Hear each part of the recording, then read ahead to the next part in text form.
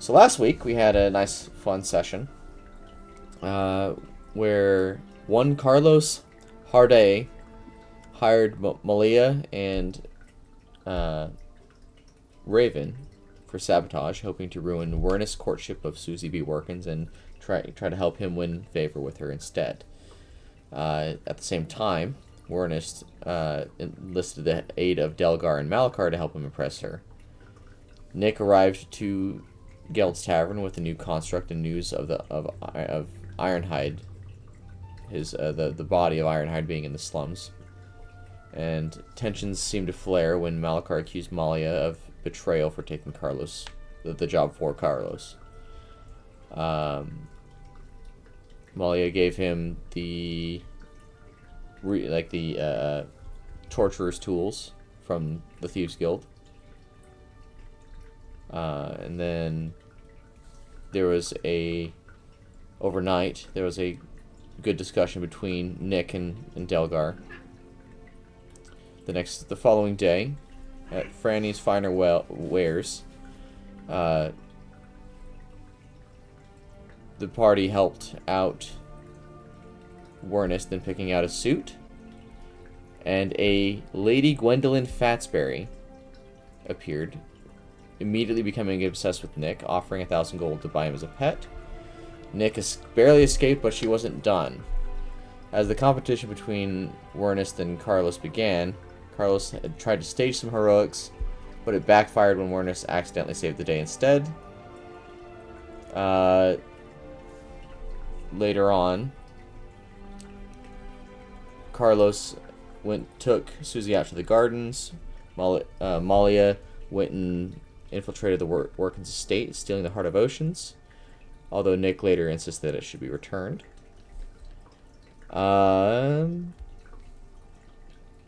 Wernus gifted a very thoughtful gift to Susie, and then later that evening there was a barn dance where the Team Wernus swapped out Carlos' waltz music with a goblin jig, ruining his moment.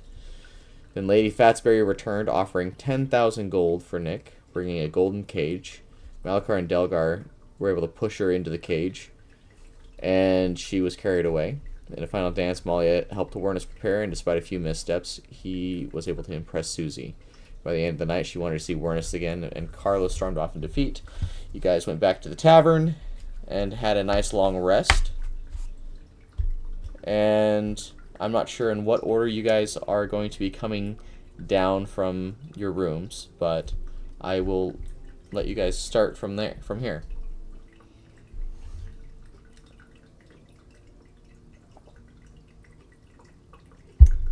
I think usually Malia's the first out of her room because she only needs 4 hours as a trance. So. Okay.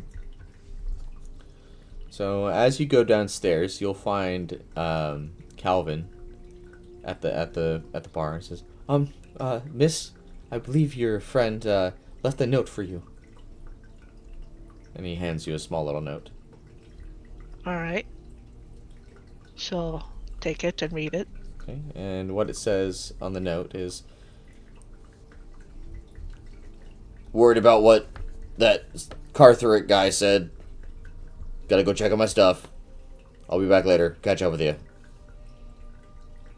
You can it's sloppily signed Delgar.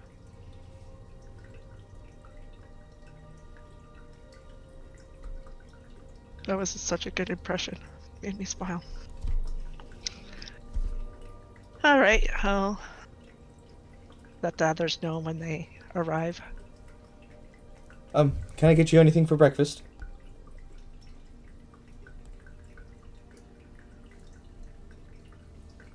Do you happen to have any fruit on your menu, or is it just more of your meat-related offerings? Oh, we do have some fruits. I went and picked up some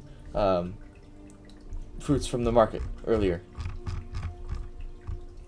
A fruit salad would be lovely, thank you. I will get that for you right away. And he goes and makes you a fruit salad. Nice.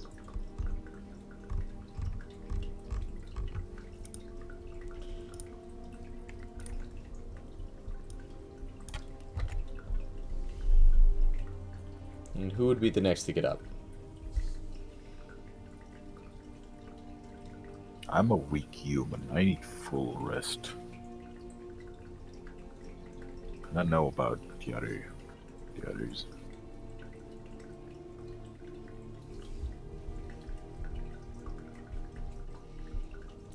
I suppose next you'll see Thomas in his dissociative state kind of walk down the stairs, and then he'll sit across the table from you, just kind of staring blankly ahead.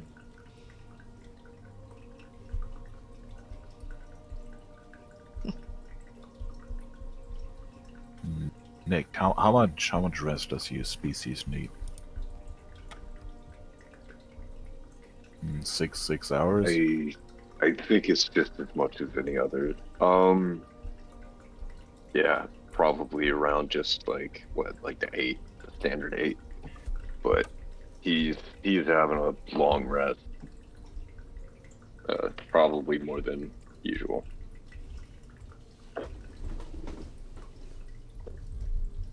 I mean, when Sir Thomas went down,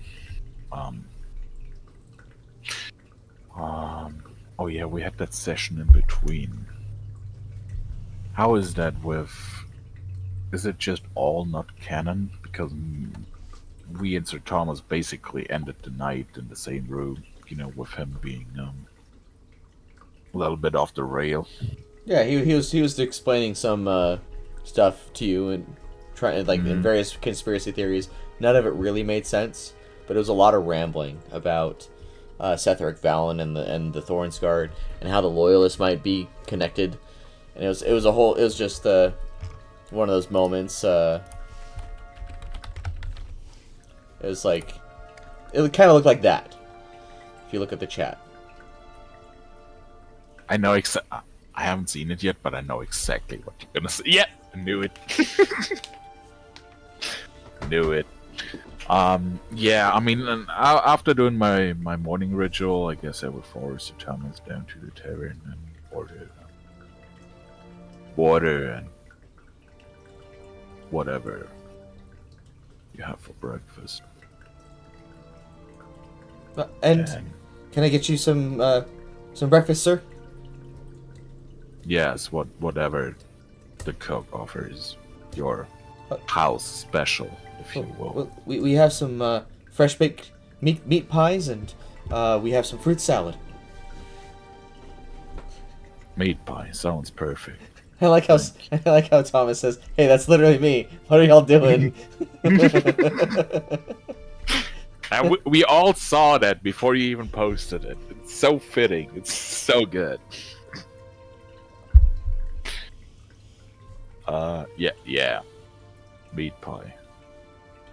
Sure. And he goes and he, comes back and brings you a meat pie. Thank you. How much would that be? It'll be 1 silver.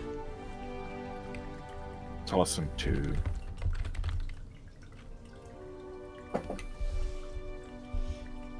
He happily takes a silver and walks away.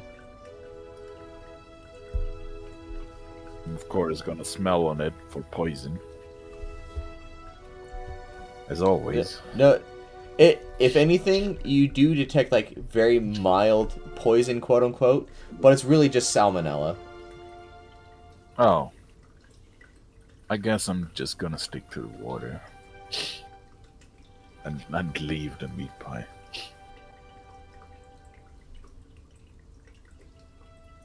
Just poking in it with my fork, but not eating.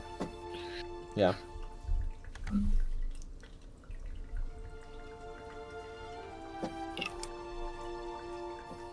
Raven and Knik. I'm sure enough time passes for you guys to have completed a long rest. Yeah. Lilith will come down eventually. Alright, and you see, sitting across from each other, you see Malachar sitting next to Thomas, and across from Malia.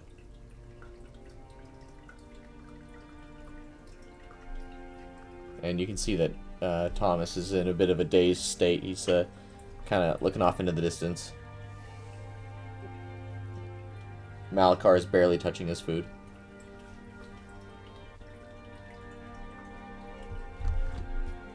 I will just sit down and kind of look off in the distance.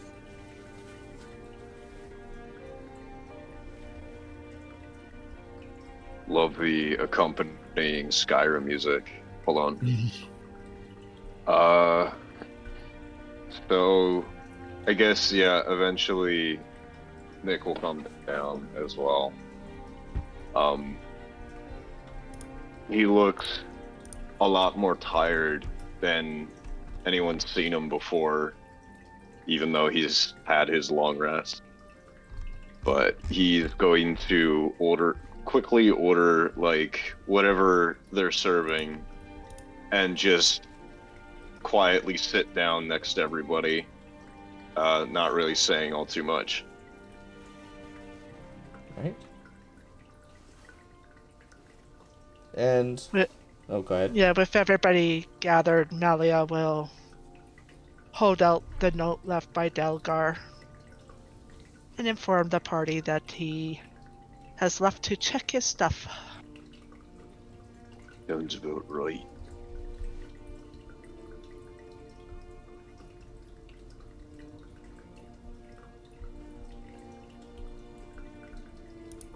It's still His- there. His stuff?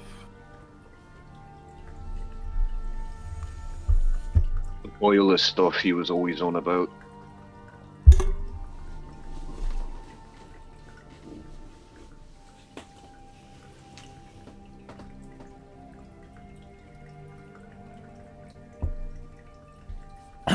But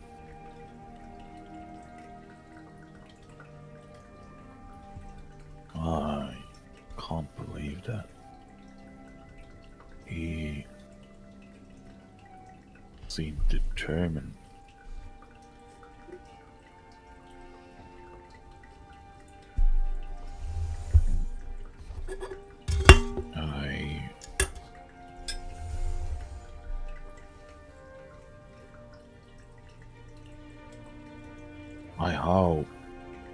I hope we would have him around for at least a bit longer.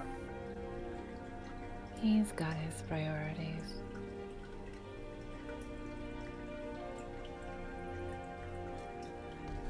We best not to linger on it.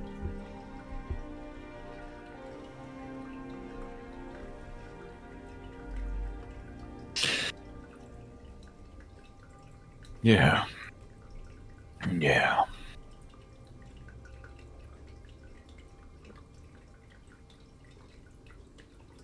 Knik, what about you? I don't know much about your folk, but you seem tired. What happened to you? Well, the thing about it, that is, you might have thought it funny, maybe just a bit, what happened last night, but with Miss Fatsbury and all, but it's really making me think about who's in the higher ends of the city here in Stone Cold. I was up for a good while just thinking, and I might eventually want to bring my family elsewhere when the time comes. Maybe once I found enough funds. I've got my constructs to protect them now. So I think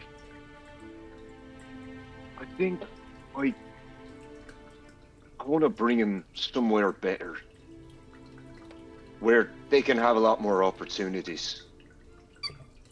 I might know a place, though I have been avoiding going back there. What would that be?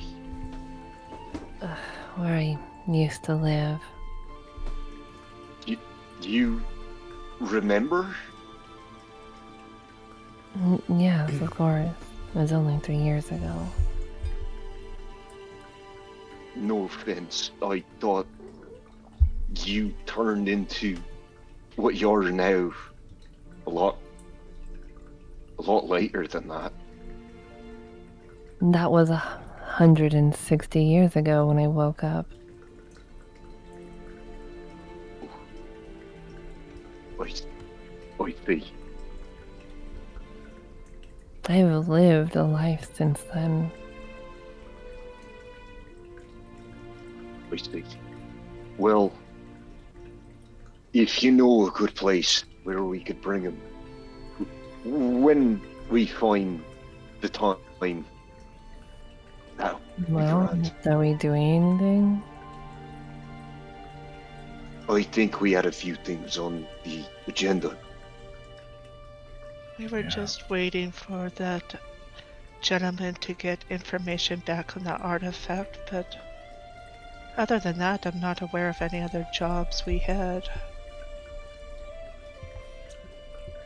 And it's about this time that Sir Thomas seems to get some clarity in his eyes as he refocuses, and he realizes that he's sitting at a table with everybody.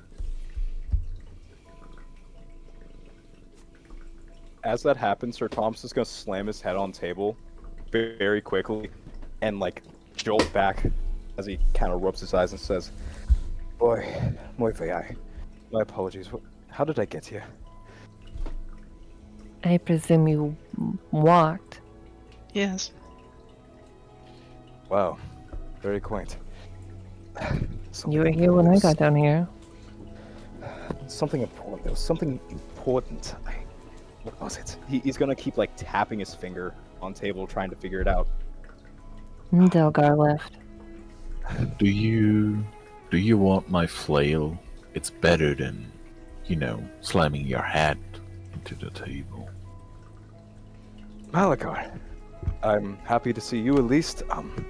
Sorry we didn't continue our conversation from before. I had to see about some things. Right, that's right. Yes, sorry.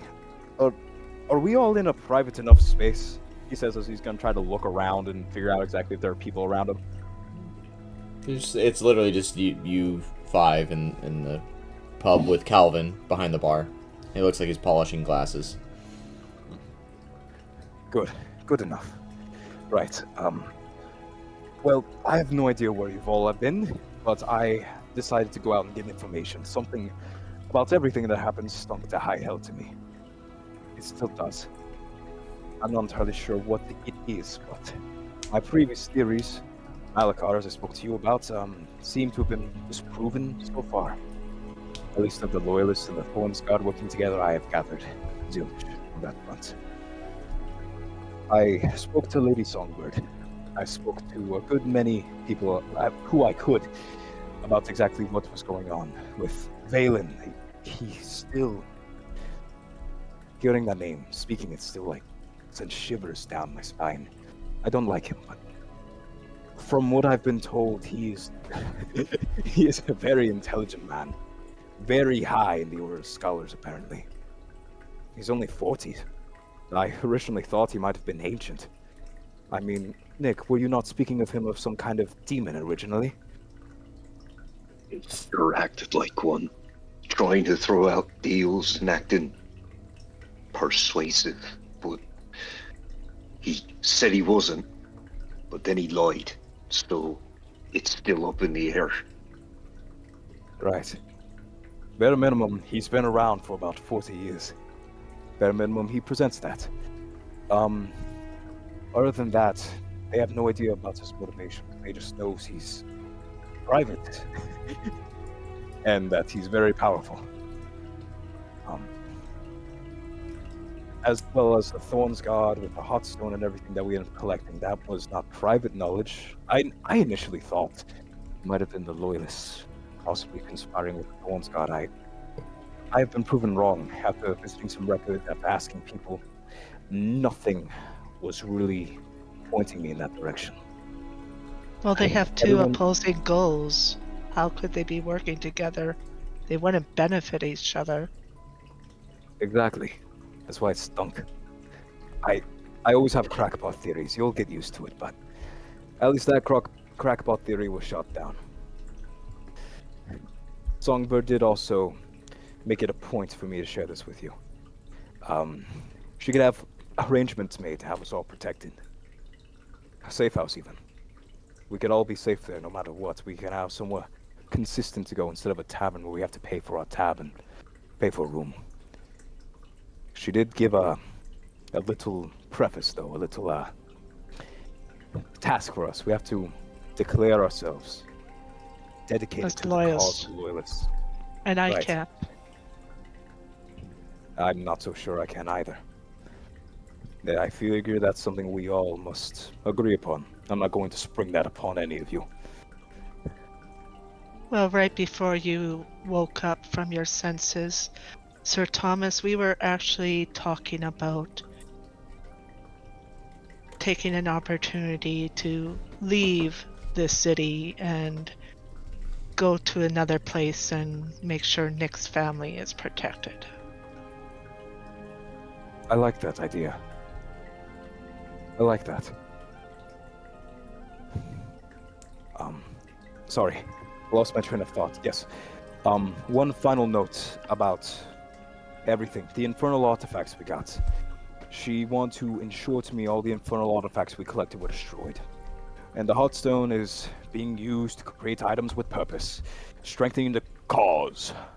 She would actually be able to provide us with artifacts as part of our reward, as she said. What they do yet, no idea. Past that, however, there's nothing more I've gathered. At least reading the text, asking Lady Songbird, and looking around. Something still stinks, though. I don't quite like it.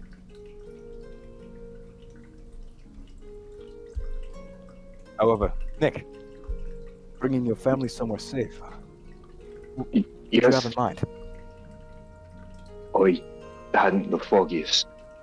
I was asking the group because I just don't know where it'd be good. We had quite a few people around, thick, older, not including me, and a lot of really young ones. So I probably need to make either 2 more constructs that could work on their own, or I need a group alongside of the 2 I already have. I'd also need the right materials to get Ironhide back up and running, even though it just don't feel right. I so we need have more issues. funds. Yes. I need a lot more funds before we even consider it. How many more funds are you talking there? He's gonna rustle around in his bag and pull out the coin purse he has. He's gonna count through it pretty quickly, mind you. I've got 442 in gold, but nothing else. No silver, no copper. You don't really need much else before you have us gold. Yeah. But I'd need money for the materials to actually, get another construct up and running. Right. Well, if we finish that contract with the artifact, we would receive some funds for completing that.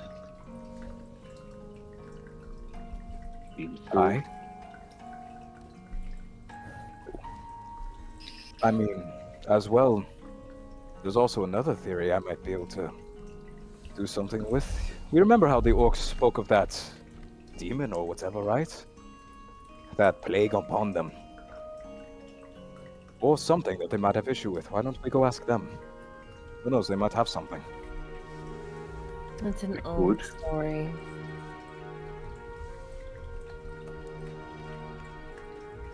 We don't exactly know how much it holds up to modern truth.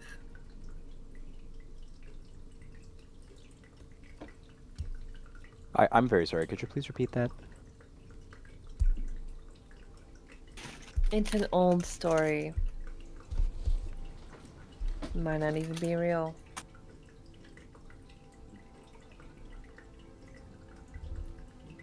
Well, I mean, if we're short on work, there's plenty of opportunities, I assume, but the opportunities aren't really being split then, are they? Mm. Do we know of any spare jobs? Have we not crossed anything off the docket? Well, we're still waiting. You know what? Why don't we stop waiting? Why don't we ask them ourselves? Why don't we go up there and see if they need any other help? They're already very grateful for this, no? They already appreciate how much effort we put in. I'm certain if we jump at the slight chance of more ways to help, I'm certain they'd find something, right? At least Yes, but considering we the would cost. have to sign our name to join their cause, to take more work on them. That was one of the things explained to us in great detail when we were first presented this test of That's wits. not what I'm talking about. Lady Songbird is Assyrian? one of the loyalists. I'm not talking about her. I'm talking about Assyrian. Oh. Go on. We haven't checked in with him in a while. Maybe he's found something. I'm not really in agreement with speaking to him further. He left a pet's corpse on my doorstep. He might have meant well, but surely didn't bode well. I think you have it twisted. That's not who I'm talking about either. Twisted. No, you're talking about two different people. She's talking about the scholar who has information on the artifact. The very first job we talked, where she's not talking about Valen. They just have similar first names. Okay, we'll scratch all of it then. I'm right there with you, man. And as you're I know, saying things this, are hard. as you're saying this, someone from the Adventurers Guild seems to pop in, and he begins looking around. It's like, and he sees Knik, and he notices Knik, and says, "Ah, Knik, I was told to send for you and your party. It seems as though the Guildmaster would like to see you." Oh, Bramblefoot? Yes, Guildmaster Bramblefoot would like to see you. Oh, He said it was urgent. and he's gonna look around to everybody Is else. it just Nick, or is it all Oh of no, us? all of you. Something about going to the forest again. Oh, we did. Seems like we've got a job. Might as Sir well. Thomas is gonna knock on the table and he's gonna go, without even skipping a beat, not even a moment of pause. All right, here we go. All right, no, I guess we're off. Right? Sure. While we head there, I would like to address Nick if we have like a somewhat private moment. Not there could necessarily be that one. nobody It's- else hears it, but It's like 500 meters, like the Guild's Tavern's about 500 meters away from the Adventurers Guild. yeah, It's not it that doesn't far. have to be super private. walk. Just like a little, addressing to him that Mm. you don't have to be afraid of the rich people. They I'm all not afraid of them. they all have weak points and secrets. Do not fear them. I never feared them. I And he kind of stops himself before you could tell he's keeping himself from saying something, but I don't hate them. But they make it hard, let's say. Liking weak points. I couldn't even fathom the thought. That's just what they want me to do. So they could jail me or make me do some busy work. I could never, but I'll never refuse.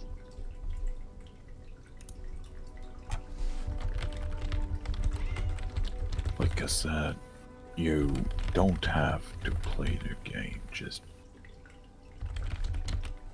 Wasn't planning on it, but thanks for reaffirming.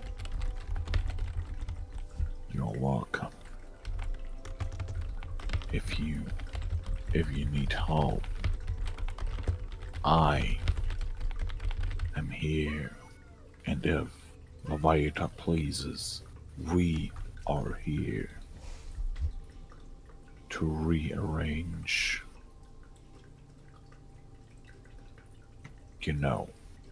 order. Because I personally do believe things are not in order here. But They certainly aren't. But some places aren't your responsibility to fix. I understand.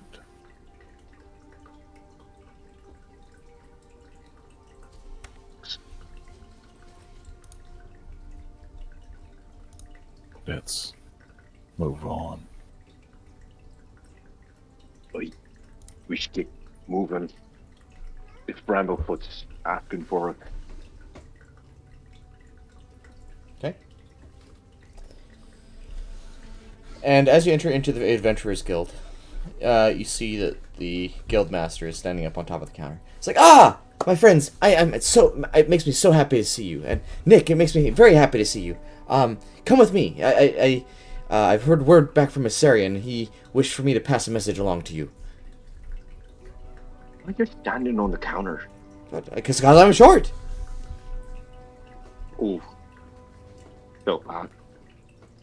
I'm only 3 feet tall, you know. I did Wow. not know that. What? Yeah, he's a halfling. Can I I didn't can I know like that. poke Nick and be like, really? Wow, you being prejudiced against people who are short. Can't believe you, man. It's not. Oh, Why was it? You see it's me. okay. It's okay then, Nick. Come, let's go. Off we go.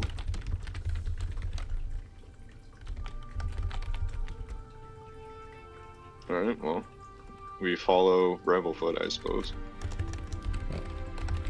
Okay, and he takes you up the stairs, and brings you into the room, and he says, make sure to close the door behind you. Is something that private? Yes. He said it was sensitive. And it closes the door behind My everybody. ears don't like that. So Go on. he said he finished translating the text you had given him, and I'm it was told under secrecy, so I figured it should be shared with a certain degree of secrecy. So anyway, this is the text he gave, and he hands forward a scroll. Just a roll of paper.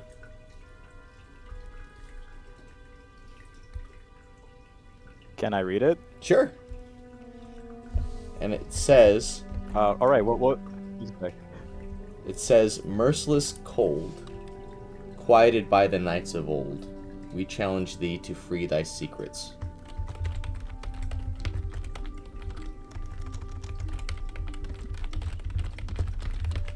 Is that all it says? Yes. Yikes. Free thy secrets. I really, really do not like that. Merciless cold, silenced by the knights of old, we challenge thee to free thy secrets.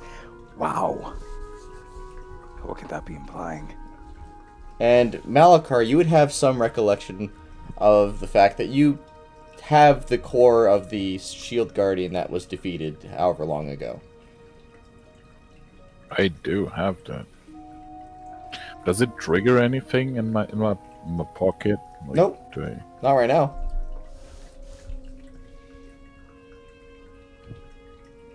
I'm not good with riddles. Does anybody know what that means? Well, the tomb was protected by 3 knights, if you remember. It seems that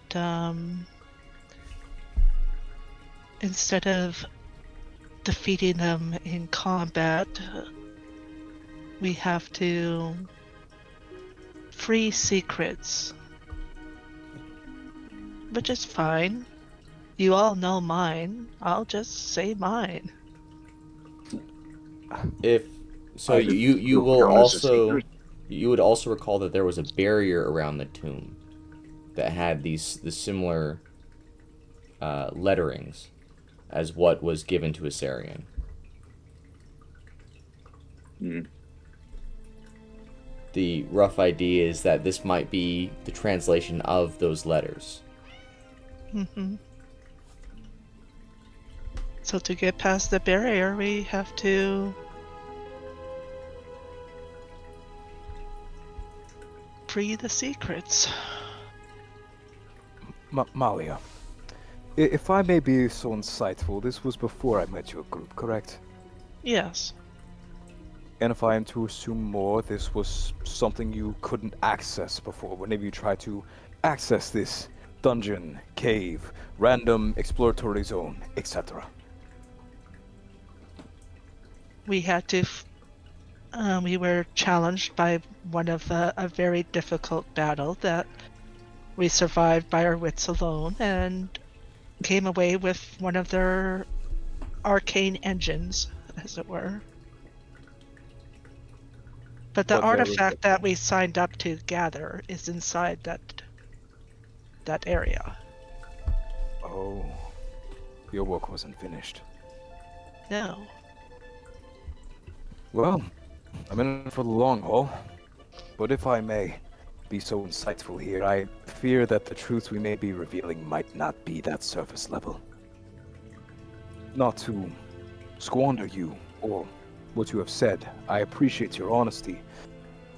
However, if you're saying you survived by your wits alone against it in order to get an arcane engine, just for more of what you require to be in there, I fear these secrets that must be freed might be something we might not yet know, or something we may have buried deep. Well, since you were not part of the initial conversation, Sir Thomas, allow me to provide you some information so you can understand where my insight is coming from. Please. This temple that holds this artifact that we were asked to retrieve for this Order of the Scribes was created by the original heroes of Stonecall, 6 of them. A rogue, a paladin, a barbarian, a sorcerer, a cleric, a ranger. The leader of this particular party was Garrison. He was the rogue of this party. I have long thought heading into this, especially with the barrier that prevented us access the first time around, and the 3 constructs that we had to, that awakened when we tried to pass by the barrier, that there would be many traps and puzzles and tests and challenges and obstacles facing us inside of this temple that we're gonna just have to figure out to reach the artifact. Sir Thomas, whenever you mention Paladin, he's gonna shiver a little bit. You're gonna notice him wince, and he's gonna try to continue on. And after you're done talking, he's gonna say, "All right. Well, I've almost died twice in your company, and I've yet to actually die.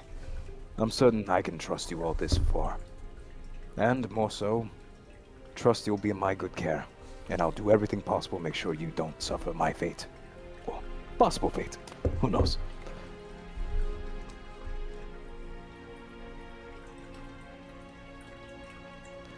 But I will ask, do you think we're well equipped, or do you think we need to gather more resources before we go out?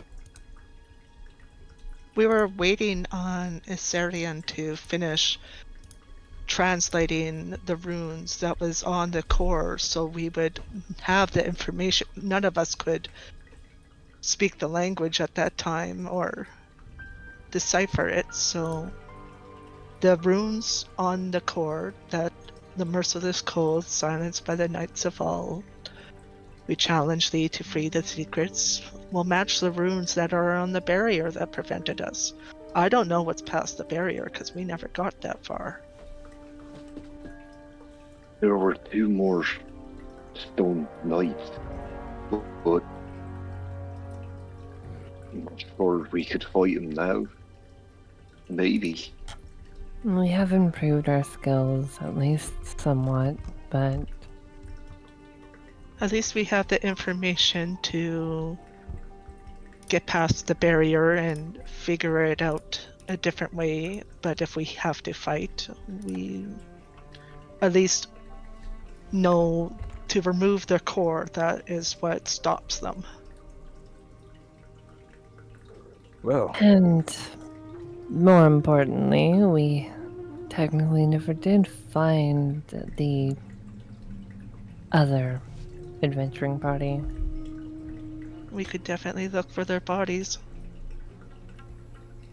yay. Before we touch the barrier this time.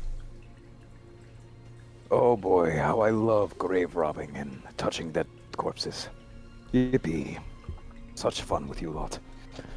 He says, as he sighs and says, "Well, fair enough. I respect your wisdom, and I am sure that wisdom will carry us far here." You know, Thomas, picking through corpses, from what I've read at least, is half of what dungeoneering is. Right, but at least for me, I like to make sure that full corpses are left unattended. I don't particularly enjoy disturbing the dead unless they disturb me, if that makes any sense. Thorn's got a completely different story. They puff and smoke. I fully do not think those beings are mortal. I think they're just weird smoke guys. But corpses, Fair a lot enough. can handle that. If it comes to disturbing the dead, I'll handle it for you. I also have the ability to speak to spirits.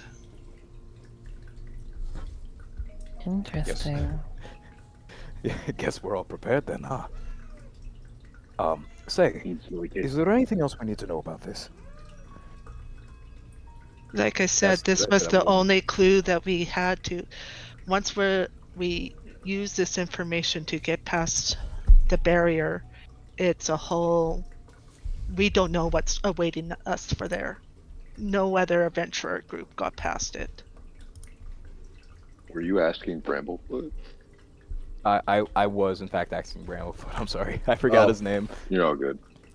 It's like, well, your party seems to know better than I do. We have little to no information as of right now, but it which is makes me kind of somewhat sad to hear that maybe the other party died. But you know, I would be very happy if you were to go and discover what was inside. Well, if they haven't returned, they are likely dead somewhere out there.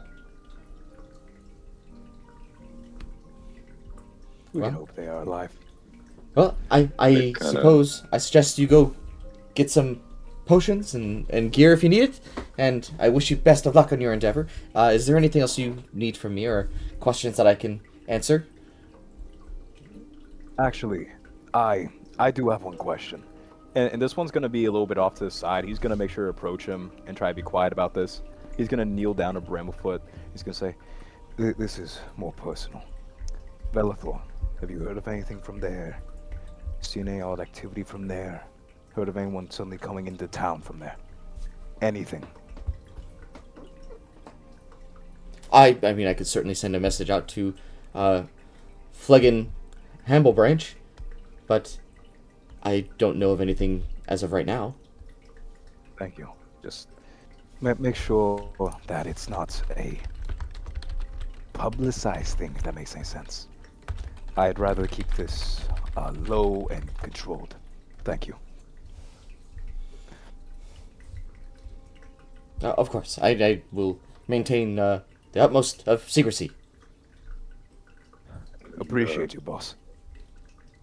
Once their conversation is over, Knik is going to look a little wistfully towards Bramblefoot and walk over as people are either walking away or hanging around to ask anything else. But Knik is going to, for once, look down at Bramblefoot and place a hand on his shoulder. If we find anything of the prior to, I'll be the first to tell you. I certainly appreciate that, Knik. How's your work with your machines been going? He looks towards everybody else and back at him. Accelerated, you could say. If you remember the Mark 1, that's already been made and busted. And he kind of winces at his own choice of words. And then I made Mark 2. Mark 2's waiting right outside. Well, that makes me very happy to hear. You know, you can't get better without some failures. So, you know, the fact that you have a Mark II means you just haven't given up, and that makes me happy to hear. Well, some failures are a little more devastating than others. And he sounds a little overtly sad at saying that. But I get what you're saying. Yes, but do not disparage yourself, because if you did succeed in creating one of those things, it's you know, quite the feat. It looks like it. Thank you. We'll be back soon enough. I look forward to it. It will be happy to see you again. Same to you, Bramblefoot. Thanks for believing in me all these years. Of course, Knik. You know you're one of my favorites, right? Hardworking and diligent. I don't think you ever said it before. Yeah, well, I'm saying it now. You are definitely one of my favorites. Thank you. And he's going to saunter off. Okay. And unless you guys have any other business within the guild, the Adventurers Guild, I assume you guys are heading towards the market, or are you just wanting to head straight out? I'm gonna head towards the market. I'm gonna look at that magic shop. Yeah, well, Check supplies real quick. Okay. Should be fine. Let me go ahead and open up my one tab that has all my pricing and stuff. Okay. And where all are you guys trying to go? I'm gonna pick up some health potions just in case. Okay. How many health potions? What are they? 2 gold apiece. 2 gold apiece. I'll pick up. I might as well pick up 10. All right. Pick up 10 health potions. So it'll be 20 gold total. Mm-hmm. Okay. Is there anything else Molly is going to try to do? She's going to drop by the Thieves Guild and start moving some paperwork. Okay. Other than that, I think potions is just what she needs right now from the... Oh, not that one. Here we go.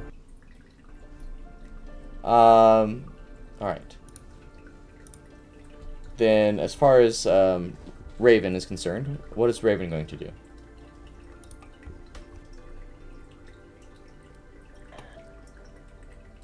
Is there anything we need to do before embarking? I do not have anything planned for you guys outside of like whatever you want to try to do within the Enchanter Emporium. So if you were wanting to go to anything else, I guess just let me know. I don't exactly need anything. When did we plan on leaving?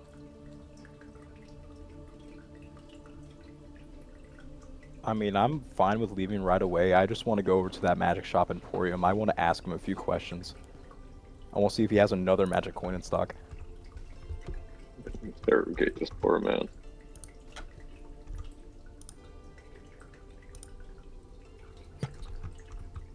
Then I'll just go with you guys. I've not actually been in this place, I don't think. Okay. And as you enter into the shopkeeper kind of furrows his brow, seeing you. It's just, don't make a fuss in my shop again, please. Right. Sorry about that. No. Look, I have a question here. Right. Knik, do you require any, say, magical bolts, possibly, for your little crossbows? I wasn't planning on it, mostly because they usually cost a bit of coin. Right. Did Malachar come with us, by the way? Yeah, I would be with you guys. Alright. I'm also going to turn over Malachar and Raven and say, would either of you possibly need anything from in here? I'm looking to possibly help the group here. Seeing as we're in here, I already picked up what I needed while I was off. But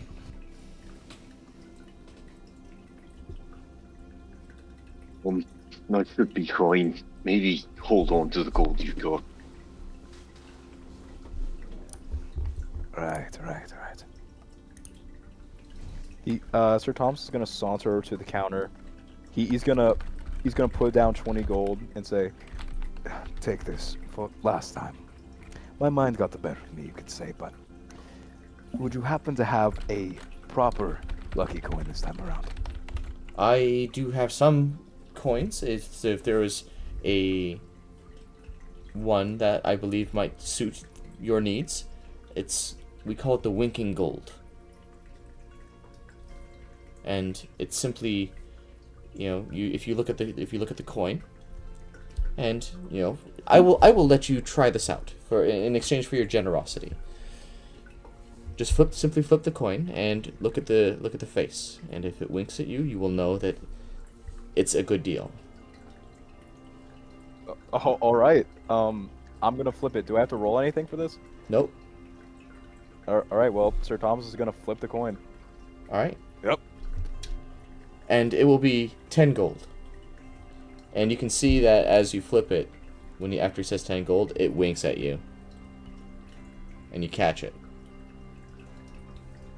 You know what? Thank you. I'll take it. This will help me fixate a bit better. Also, would you happen to have any magical bolts, possibly? I know my Kenku friend over there said he's fine, but I'd much rather him be over-prepared than under. I suppose it depends on what sort of magical bolts you're looking for. Are you looking to imbue it with any specific type of metals, like precious metals like silver? You want it to imbue some sort of magical damage like fire or frost or lightning? You want it to come back? Lightning. Oh, no, the comeback bolts. That would be amazing for him. Those ones are going to be 50 gold apiece. Knik, I'm about to put down 100 gold so that you never have to buy bolts again. Not how that works. They said they come back, though. Think about it. They come back. You have infinite bolts at that point. If they just Assuming come they back, don't break, of course. Rats. Oh, You- if that's the case, then I'll just take good care of them. And Nick is going to put down 50 gold onto the counter. If it means anything, we could go half on this. You know what, Nick? That means a lot. And he's going to hand him back his gold, and he's going to put down 100 gold and say, 2 bolts for the little one. Of course. And he hands you the 2 magical bolts. And they just look like any, ordinary bolts, except there's written down the stem of the bolt. There's various elvish letters. Thank you. And, for Mr. Dawk and Brooding and Raven over there, do you think there might be anything neat in this store? That might suit them, possibly. I just suppose it depends on what they would like to have. I have all sorts of things. Depends on what they think. Well, go on. I want to make sure we're all fine here.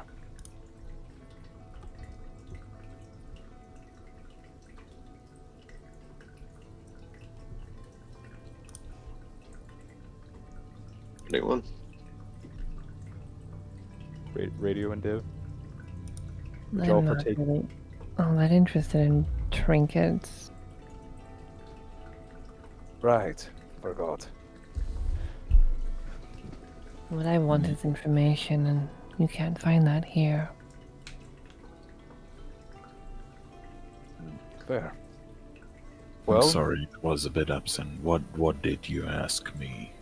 Do you want Would anything you- from the magic shop? I don't believe they have what I need. Do you sell oil? We Regular have oil. regular oil. You might want to go to the adventurer's shop for that. Yeah, that's what I believed.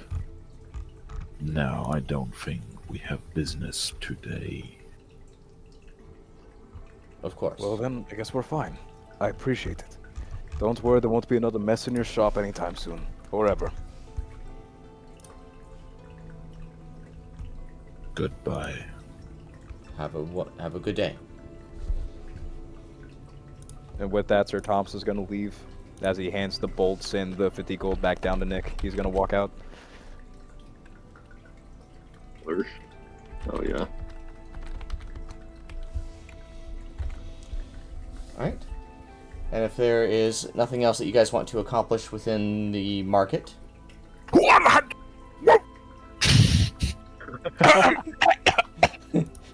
Are you good? are you okay? I'm good.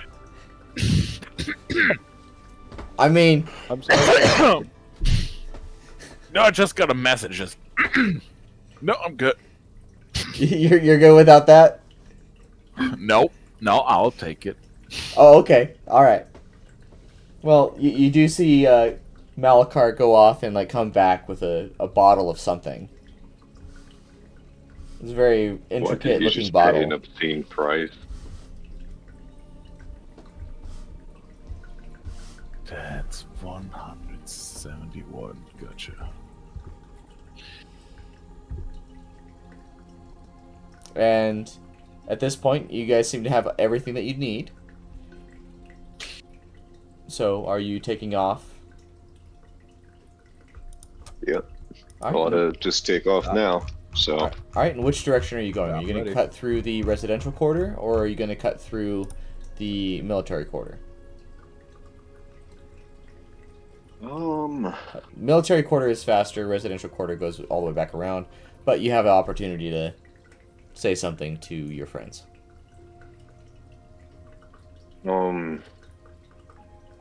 I have no need to say anything. Okay. I'll be alright.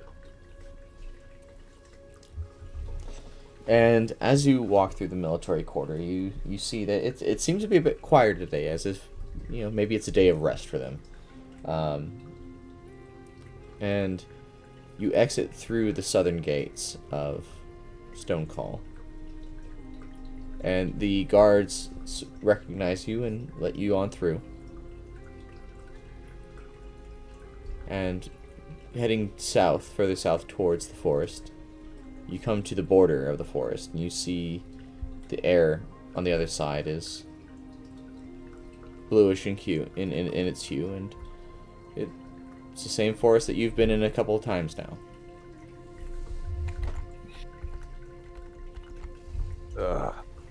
We have to roll again. Yep. You will have to roll. Where are we rolling? Hey, Con save. does my construct have to roll? No. So, Sir Thomas, as you step into Oh, the... Snake. Nick, you succeed. Do I puke? So, Okay. all right, it's a 10 12. wins? It's a 12. Oh. Somalia, you succeed. Okay. Thank you. Thomas and Malakar failed. I just need ravens. Yeah, I'm just...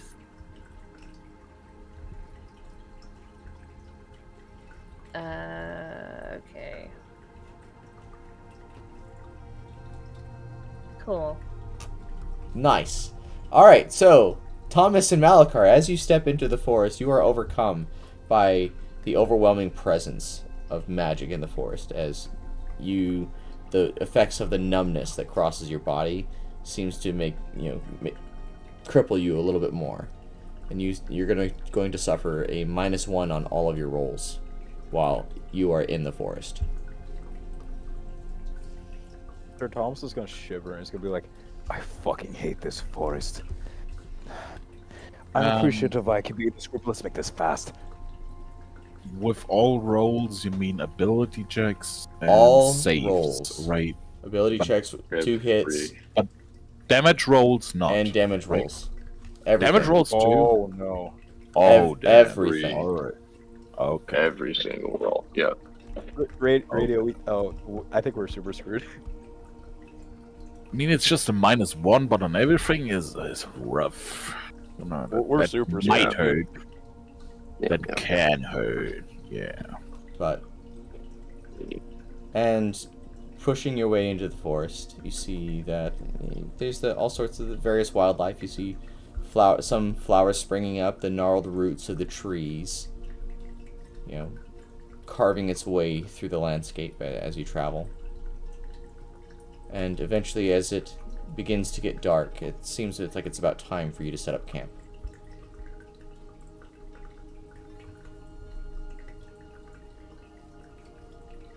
Alright. Nick is gonna start unpacking all of the quote-unquote essentials, which is several bags of tools. And his new construct is gonna kneel down so he can start work on it. Yeah. Let's make camp. I can take the first watch. Oh, I'll join you, Malakar, in a second. I'm gonna go run over to Nick, and I'm gonna sit down with him real quick. Nick, Hello? what are you doing there? Just tinkering, tampering with I didn't really share yet, but I planned on naming him Needle Teeth. How I do love your naming conventions. I was gonna say something more like Razor Wing, but Needle Teeth also works. Razor Wing also works. You can call him that if you want, but he's gonna divert a little bit of his attention back to fixing it while still keeping an ear open. I want to apologize, actually, Nick. Apologize. Back at the cave, whenever we met Valen, I was a lot more pressed on him than I was you.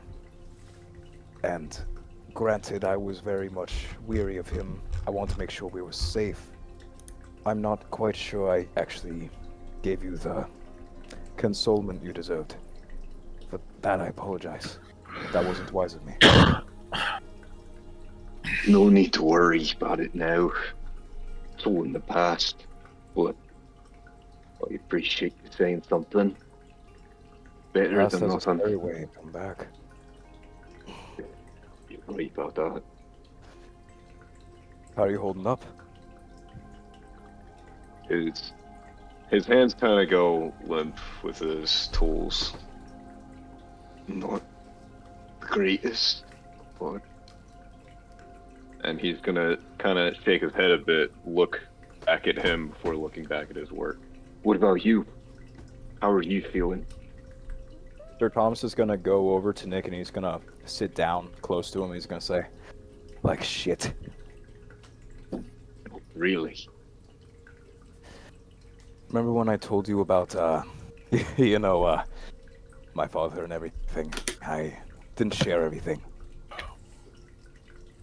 And I hope I don't have to. A bit. You don't understand.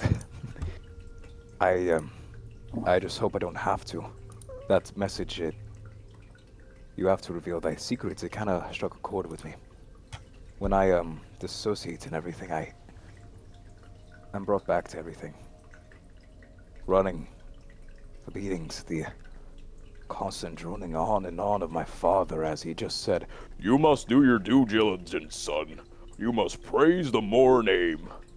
as he would with his fancy cane and his constant stoic expression. Prick.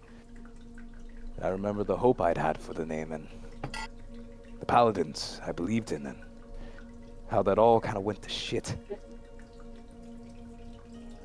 You know, you could pursue a career as a bard with impressions like that, but jokes aside, sorry.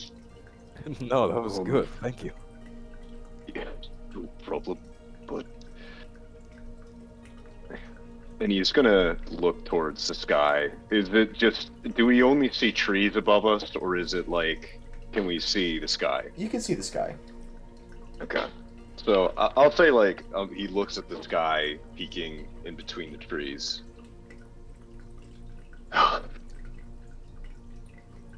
from my experience, well, it's not exactly comparable to yours, but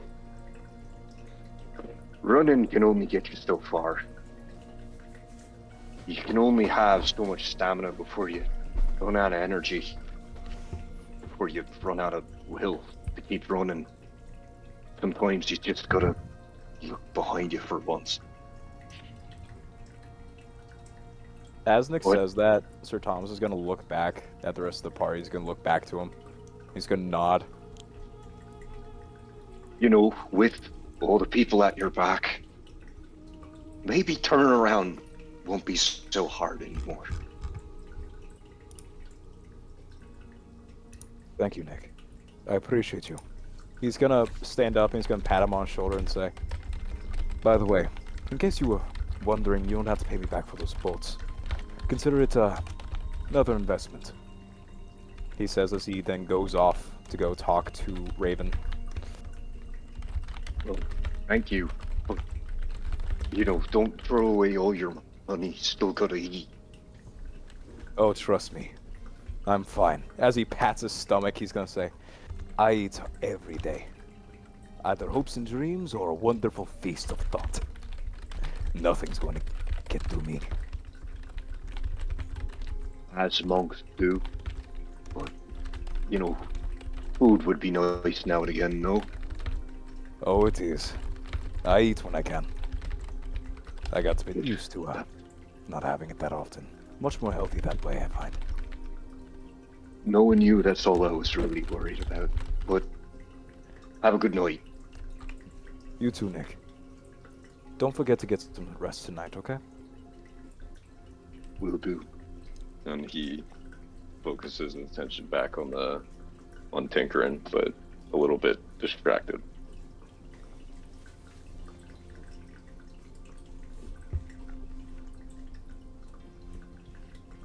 At that point, Sir Thomas is going to go over to Raven, and he's going to try to get her attention.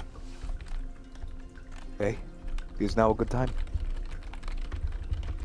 I'm not busy. I'm going to join Malachar for watch, but the note left me a little bit in hysterics, but that aside, I wanted to let you know thank you. At least whenever I, go wishy-washy or zonked out, I'm grateful I can have a group like you to watch my back. To be there.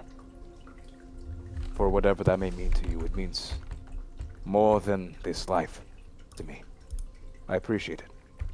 Truly. Your mind isn't all there, but neither of any of ours. That's for damn sure. But seriously, thank you. That's truly all, though. I won't disturb you no further. I wish you the best of luck until we get back to that dungeon Malia mentioned before. Well, we don't exactly know what it is, but... Do you hear that? Hear what? They're coming. Get ready. Fuck me. Alright. And I will stand up and kind of locate the sounds of the clicking. Okay. Do an investigation check.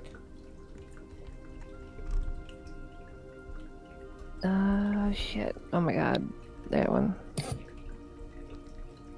8. You hear a sound. You're not sure where it's coming from, but it doesn't seem to be getting closer. Would I also be able to investigate? Seeing as she alerted me to the presence of something? Sure, do it at disadvantage. Okay. Because damn. you didn't hear this. Yeah, you don't hear anything. I got a 4. Raven, I fear you Oh, may be talking word. hysterics, but I'm ready for whatever. I'm not hysterical. This is...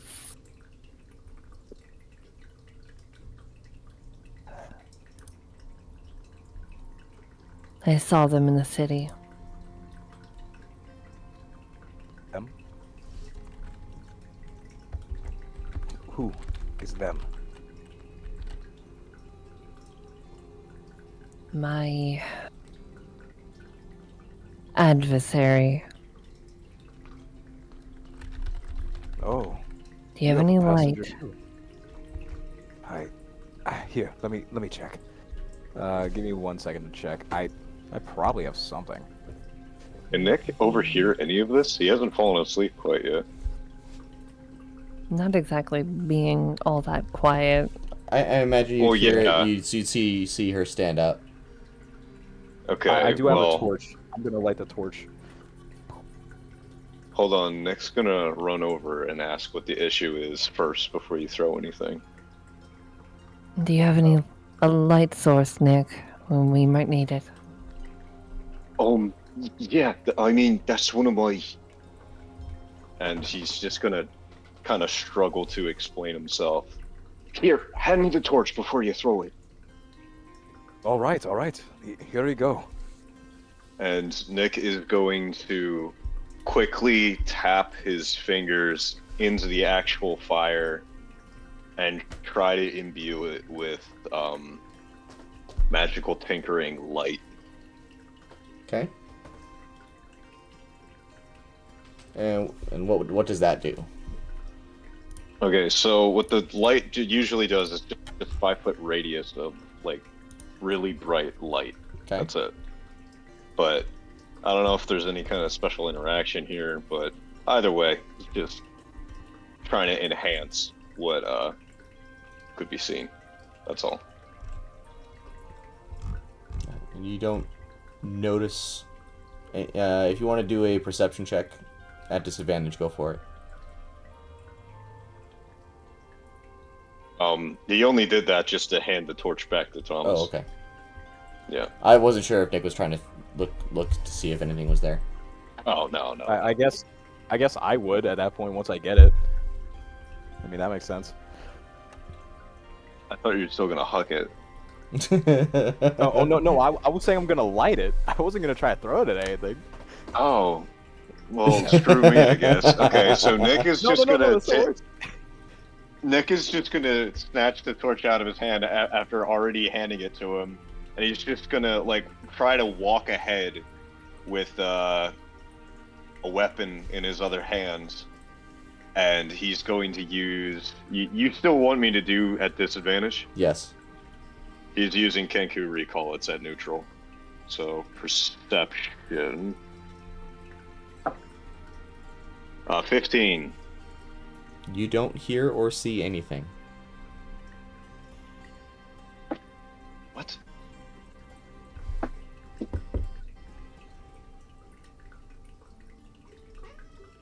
Nick, is there anything there? It doesn't seem like anything. Raven. The people, the person you talked about. Are they there? Or not? Anymore? Are they? You no longer hear anything. No, I stopped. But it is very likely to come back. I'll keep my ear out. Sir Thomas is going to try to say something, but he's going to recoil and try to walk off.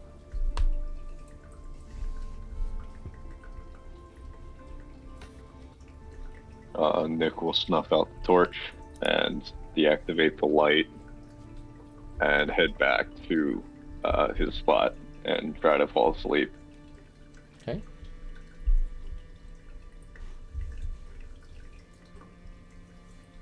Sir Thomas is now going to walk over to Malia real quick.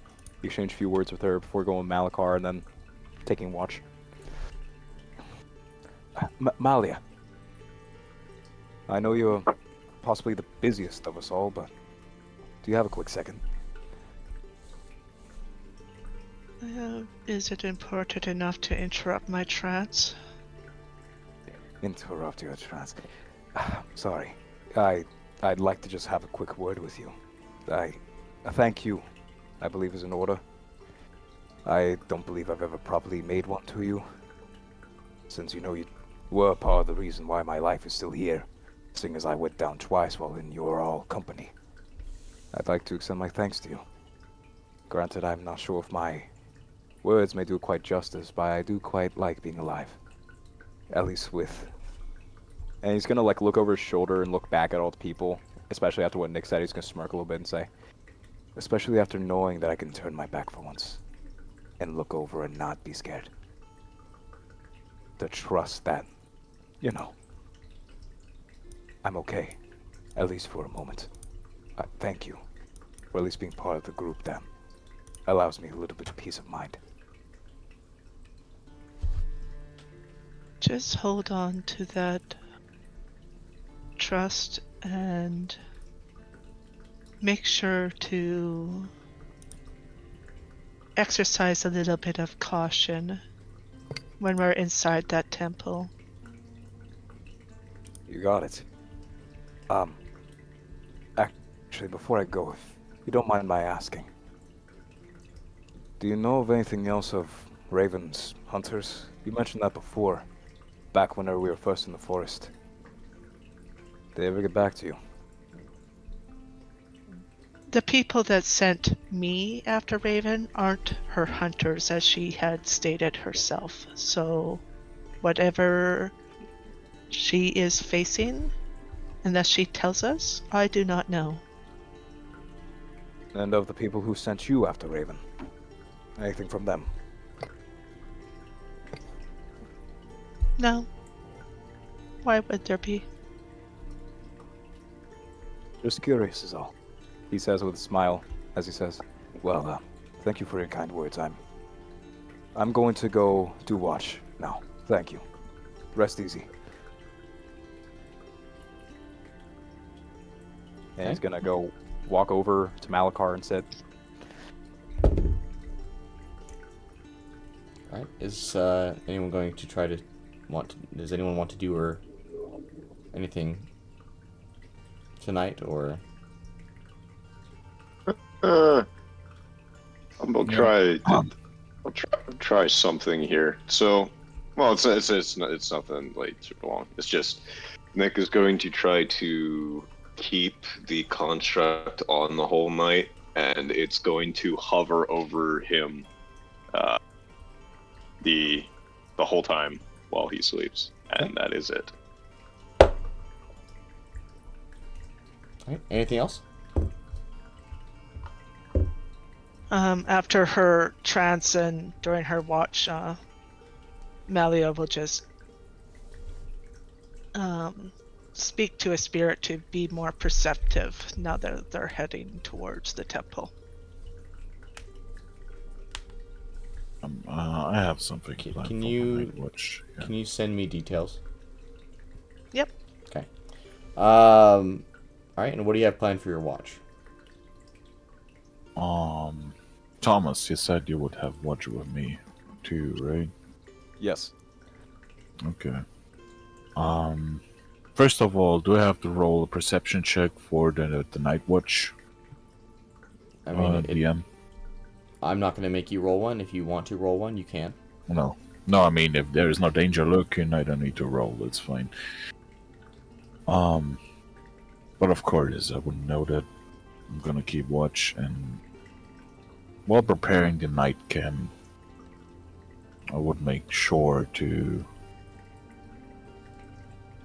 leave some space for Delgar in case he would join us, and when the night goes deeper and he won't come, I would open the bottle of the liquor and have a deep smell on it and spill a good chunk of it and then hand it to Sir Thomas without Thanks. talking. You know, Malakar, for all your craziness and your broody edgelord priest, you might actually be a decent guy. Thank you. Thanks for calming me down earlier, a few days ago. I needed it. See clearly. It helped me with at least what I was trying to find. And thankfully, I didn't find anything that was really espionage-esque. More so just generalized information. So, we at least rest easy on that front. You're welcome. If you need help, I'm here. And I can offer you the path of Leviathan to find peace with your inner self.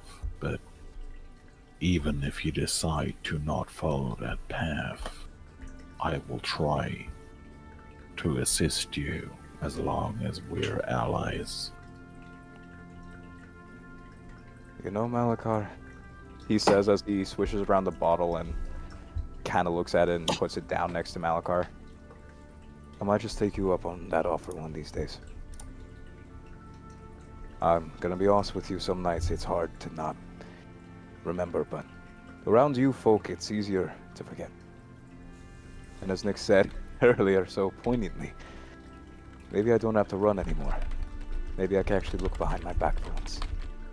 And considering the fact I could look behind my back and see Knik, Raven, Malian, you, hopefully Delgar again soon, it makes me be put at ease. So, thanks. He says as he just Glad looks to off. hear that.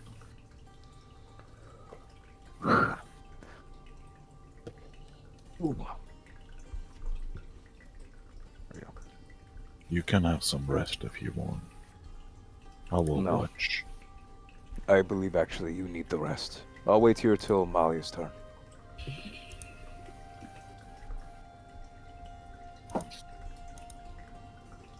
Let's wake her up in a few. I believe she only needs a couple. I'll do it. You go to rest.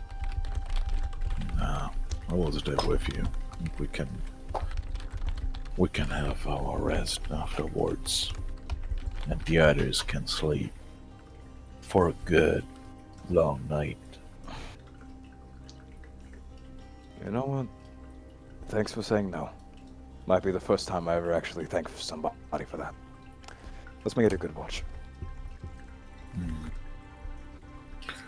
All right.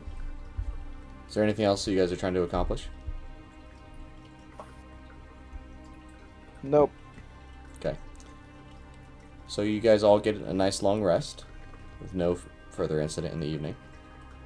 And in the morning, you all wake up, no problems. The sun's coming out.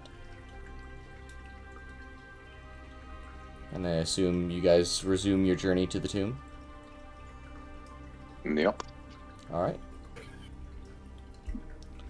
And as you continue your journey, it seems the tree's roots are becoming more and more gnarled, with fewer and fewer open spaces and areas. Eventually you do cross a dirt path that seems to be carved through the forest. There does not appear to be any signs of recent movement on it. But as you walk further in,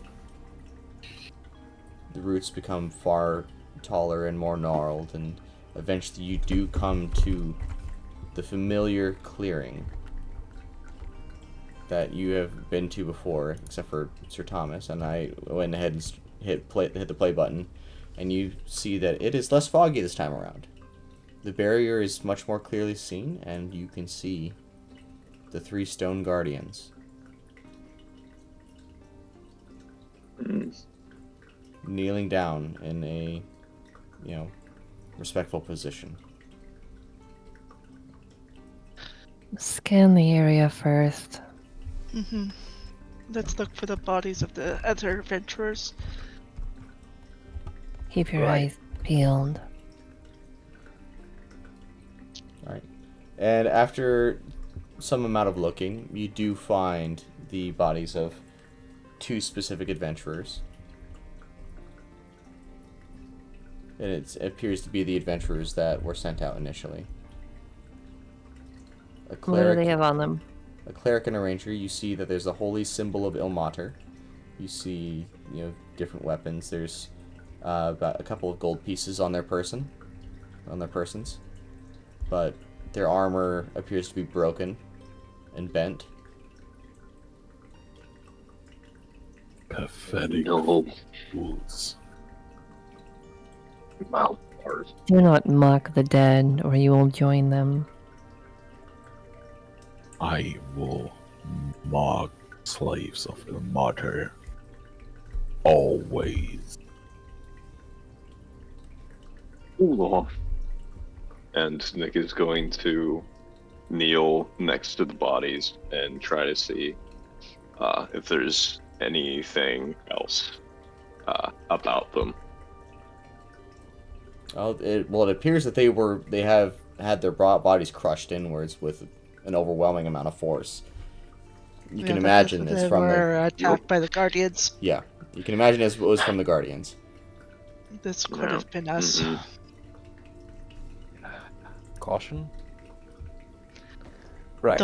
Don't touch the barrier without being prepared to pass the first trial and solve that riddle. The last time we touched the barrier, it activated one of the stone guardians, and that stone guardian is still there. Right. I was just so entertained by the idea that I want to touch this very magical, sparkling barrier. Don't worry, I won't until we all come to agreement. What is the riddle? Merciless cold, silenced by the knights of old, we challenge thee to free thy secrets. And how loud are you saying this? Loud enough to be heard. How far away from where you're currently standing? She's probably standing where she is on the map, close to the tree line, but within 10 feet of the barrier. Okay. And as you say this phrase, the barrier begins to glow. And it glows brighter and brighter until it suddenly dissipates and vanishes. As magic seems to fall like dust to the ground. I see, we just had to say the riddle. I Do you inspect think the those dust. guardians are activated? And you do see that all the 3 shield guardians do stand. And they walk over towards this space over here. And they kneel down as if welcoming you. There appears to be a solid door that opens up. And magic fills the space where the door, was, and with a silver portal. Well, shall we? In a moment. Nick, you want to do something with that dust, huh? What are you trying to do, huh? Yeah, I just wanted to try to inspect it. It just simply disappears. It's just the residual magic from the barrier that just fell to the ground and disappears. Yeah, we'll move on then. Nothing particularly special about it. Oh, Into man. the portal. Oh, Yeah. all right. Sir Thomas is just gonna go first. Okay. He's gonna be, what is it, Schrodinger's cat, I think? Yeah, he's gonna be Schrodinger's cat. Nice. He's Alright. gonna find out what's in there. So you I step. will be the last to enter. So you step through. Yes. Okay. So you step through. Well,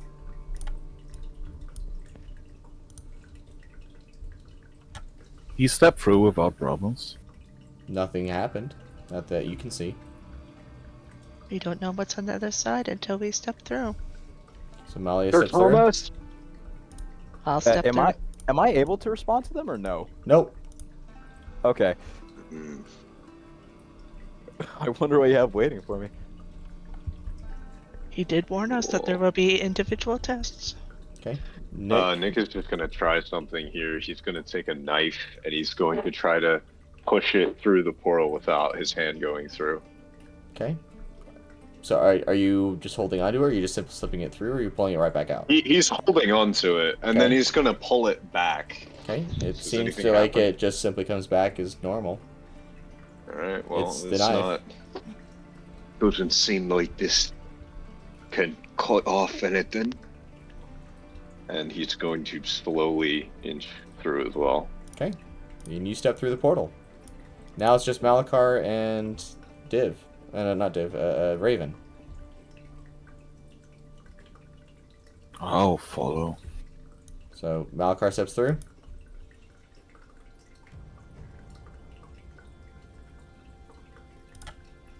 So Malakar steps through, and it is now just Raven and Phelan. Yeah. And Phelan is not very happy right now. Phelan seems to be very agitated. I'm going to take a glance around behind. Do I see anything? Do a perception check.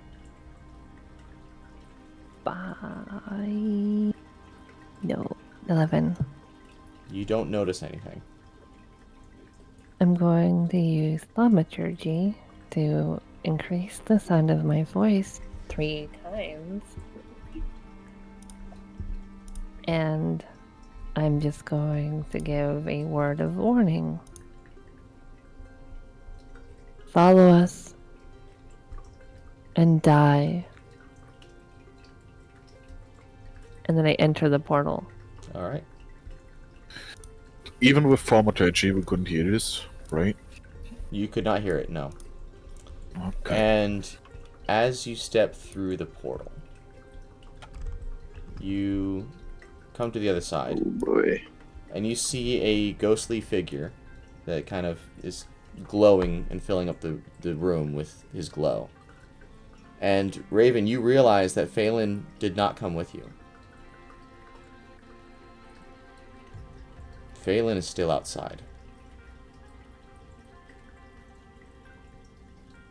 Do I have needle teeth? Needle Teeth is not there either. I attempt to look It through. is still outside. I attempt to look through Raven's senses, which would fail if she's on a different plane of existence than me. I'm going to say that it did fail. Different plane of existence. Right. Well, this is downright twisted. And let me go ahead. Wow, okay. Let me go ahead and do Little this bird, real no big quick. bird.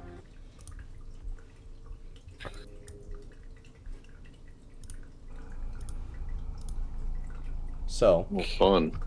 Nice as atmosphere. as He's so my boy. so this figure turns and looks at you. Welcome. It seems we have visitors after a long time.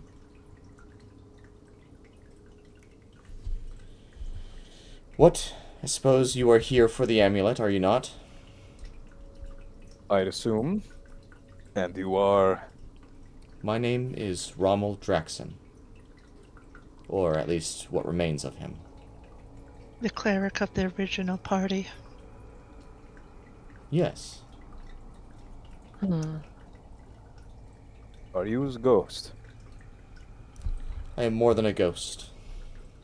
And less than the man I used to be. Is he a cleric from Ilmatar? No. You could ask him, too.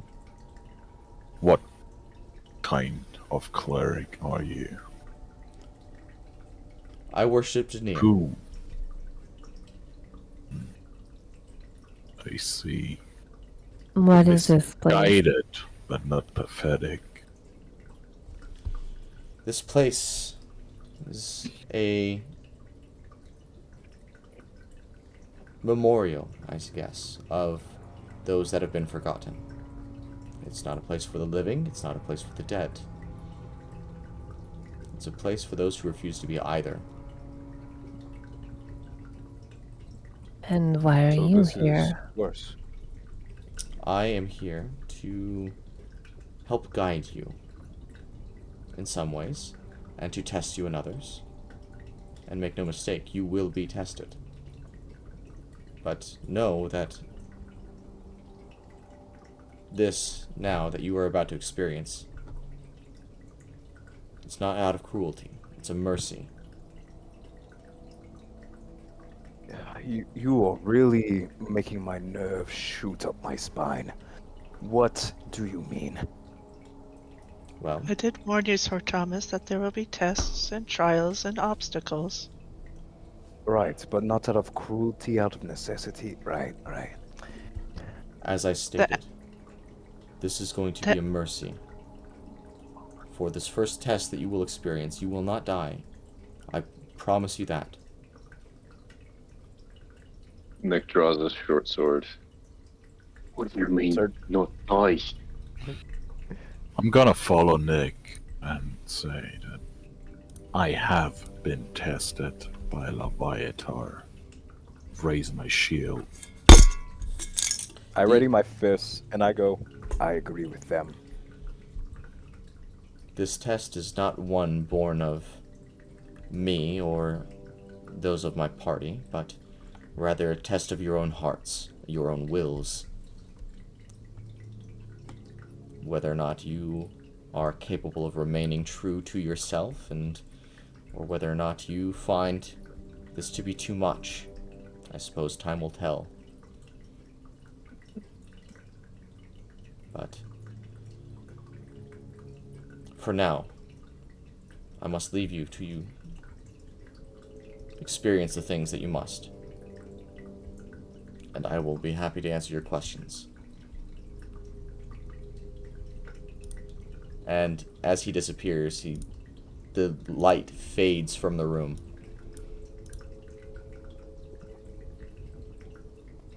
And then you hear footsteps echoing from the back of the walls.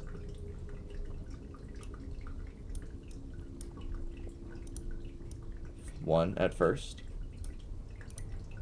and another, another. Are we getting a good look at these things? And as they come into view, Huh, there's They five do of look- them, 5 of us. They do look quite familiar. A test of the heart. Go meet your other self and test your heart.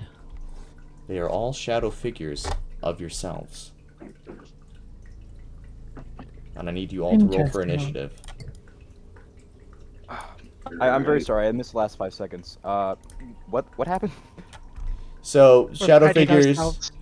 shadow figures of yourselves have appeared, and you need to roll for initiative. Oh, yippee! I rolled a 7. Yippee! And don't worry, it's not a 4, at least. 7, Hey man, I'm right there with you though. 4. Malia got a 23. Malachar got a 3. And Goliath got a 20. Okay. We're going to go ahead and do this. Hit that button. Start combat. Okay, and I got to do this real quick. Got to go over to here.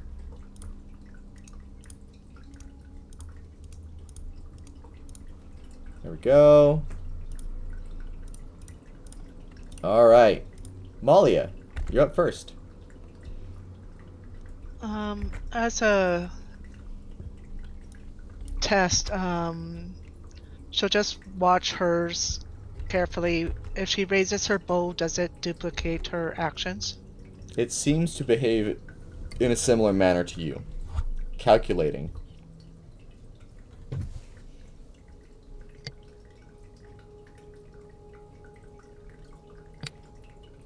Its stance, its movements mirror what you do.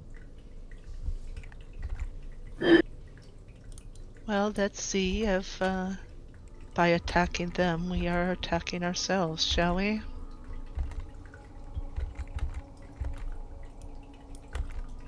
I'm gonna, because there's no place for me to hide here, I am gonna bonus action steady aim to give myself advantage.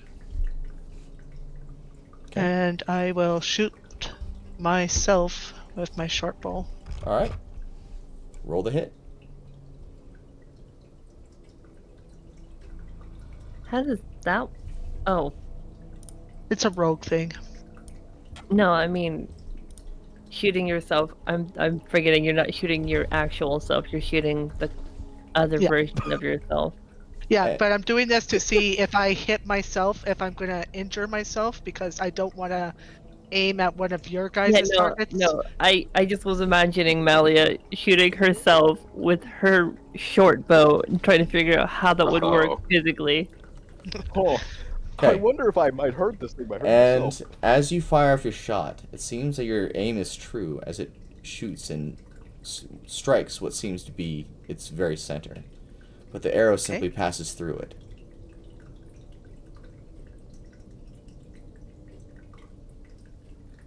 Well, arrows do nothing. My fist might do more. And then now it's going to be Shadow A's turn. It's going to step forward and get into Malachar's face. Which one is Shadow A? It's going to be the one facing Malachar. No, but which one is it? It's probably Malachar facing. It's it's Malachar. And The it's corresponding ones in order is just what we are, Yes. I guess. and it's going to go ahead and use its whip. Well, apparently it only gets a 5. So it misses. As it tries to strike Malachar with a shadowy whip. Okay. B is going to take aim with its short bow. But it's also going to use steady aim. Mhm. Oh, it's apparently going to do 2 nat 1, so that doesn't work. But it misses. So now it's Raven's turn. One. Damn. This is bad. Obviously, fighting them isn't gonna do anything. Maybe we just have to. He said we cannot die. Maybe we have to Even allow then. ourselves to be killed by ourselves to follow our heart. As far as I'm concerned, I'm already dead. And she will basically just get on her knees and just sit there waiting. Okay. That is my turn. All right. Well, C is next, so it's going to step forward. And it's going to look at you with cold, blackened eyes, and it's going to raise its hand as it casts let's see. What's the what is it called? Talon Strike. It's going to cast Talon Strike, and I'm just going to assume it auto crits. It would have disadvantage, and I'm not like. It still has to beat my armor class. I mean, wow. we still have to roll. Oh well, apparently I'm just rolling nat ones right now. Hang on. Okay. Oh, never mind. yeah, you Yeah, might that's a nat wanna- ones. Okay. So, yeah, so it gets a nat 1 to hit, apparently. So, Wow. if it's got disadvantage, it got a nat 1. D's going to step forward, and it's going to use Flurry of Blows. And that's 2 attacks. Yes, that's 2 attacks.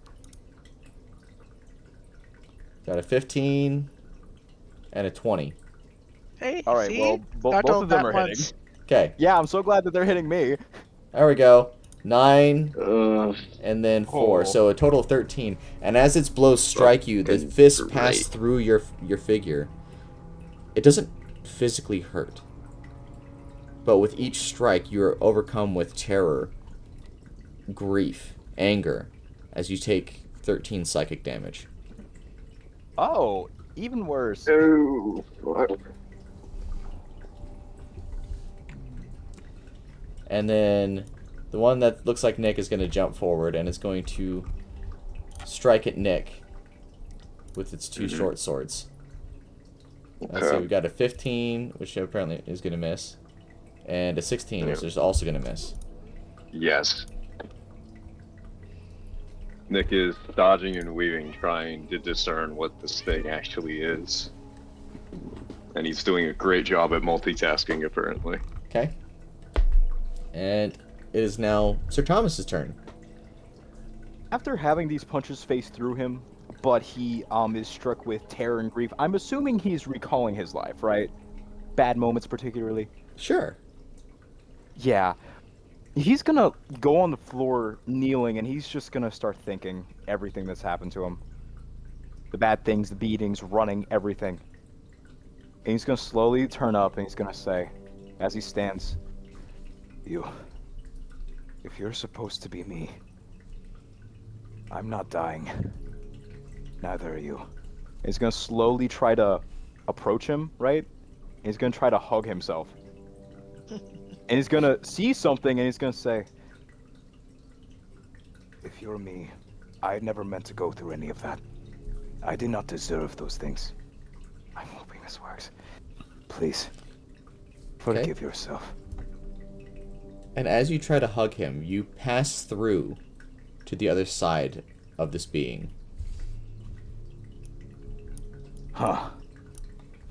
Well, fuck me then.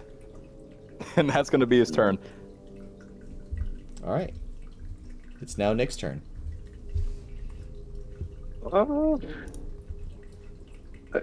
Am I able to try to discern what this thing is, or kind of... It's just supposed to be, like, kind of a copy of him, right? It appears to be an exact duplicate of you. But in a shadow The form, eyes. right? Did I get that Yeah. right? Yes.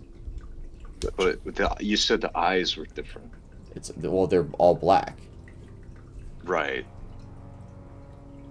Well, is it all black for everyone? Yes. Or... Okay. It is the exact same, Nick? except just it's the same forms as your party members. It's just None of them are focused on anyone other but than their own selves. Their corresponding selves.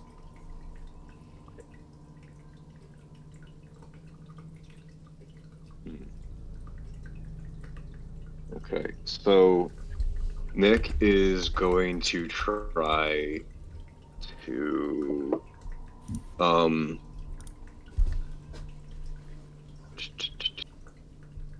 so is dodge like that? Does dodge cost an action? Yes. Yeah. Okay, never mind. So Nick is going to try to get up as close as possible without actually touching the thing. Kind of on guard, but he's going to try to look into the eyes of his other self. Okay. Is there anything you're trying to discern, whether it's got like life or something, or? Right, yeah. He's either trying to look deeper into it, trying to understand what kind of magic, anything. Okay. You can roll for Arcana, or if you want to learn like a magical, try to learn the magical aspect of it. You know. Or investigation, so- or insight. If you're trying to get a read on if it has emotions, it's insight. If you're trying to discern magic, Arcana, or if you're trying to discern anything else, just do intelligence. Not intelligence, investigation. I'm gonna do advantage Arcana for Kenku Recall. That's probably good I did that. So 15? It seems that this thing was created from the recesses of your own mind, using your memories. And it is part of us. We have to accept ourselves then. It's a test of our heart.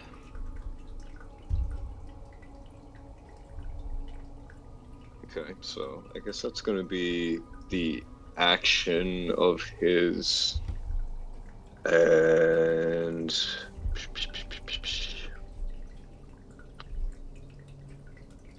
Trying to see if I could get some value out of my turns. I'm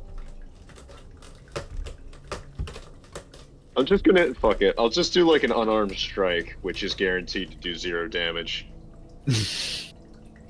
17. okay. Your fist connects with the shadow, but it passes straight through it. And that'll be the turn. Okay. Malakar, your turn.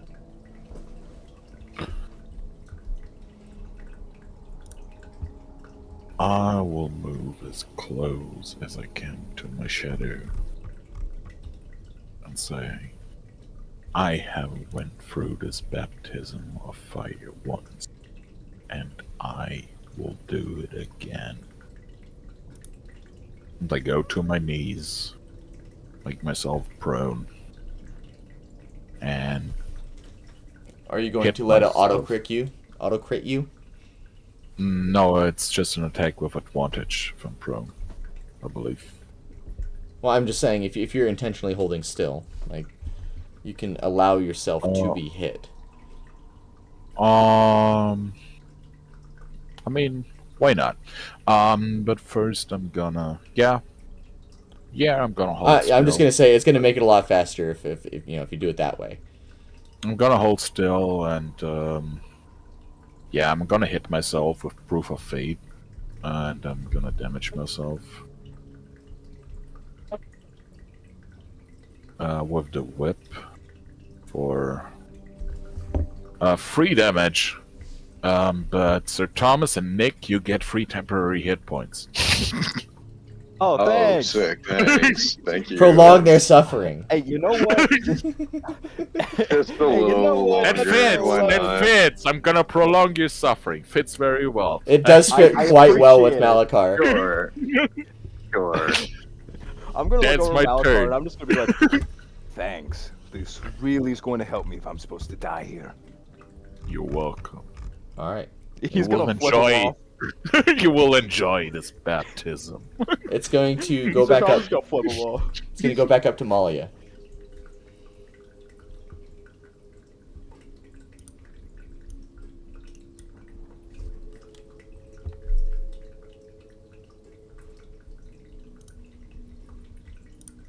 Mallory's gonna look across to her other self. And then just move right beside the fake raven. And just bring out her bow and say,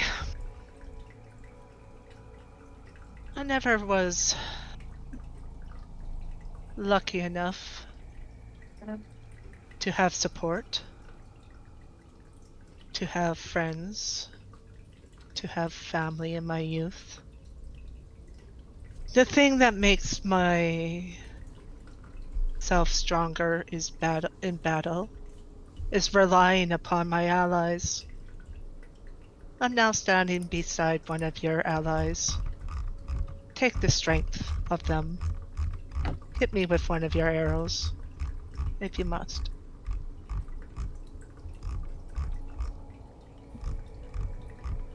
Okay. And A is going to strike at Malachar. And are you letting the attack land? Yeah. Okay. Go ahead and do this.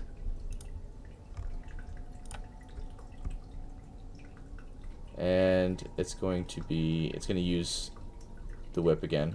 And it's going to do auto crit here. 8 damage. Yep, so a full 8 damage. And as the whip passes through you, it just fills you with guilt, pain, suffering, mental suffering.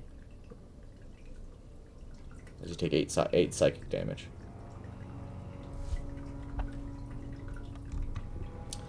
And B, are you going to let it hit you?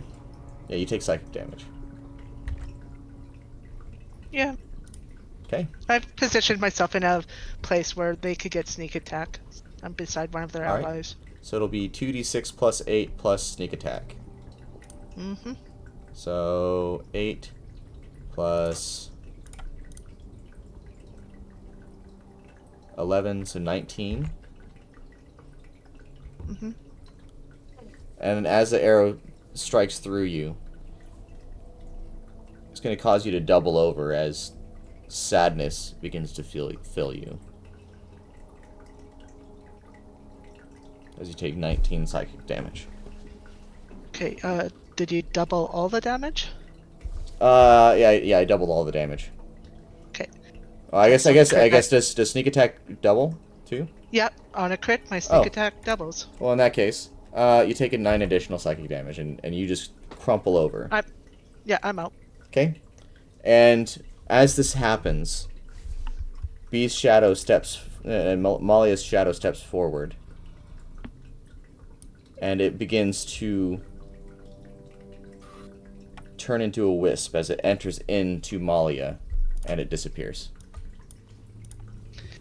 DPS, I do a lot of damage when I get my sneak attack. And it's now Raven's turn.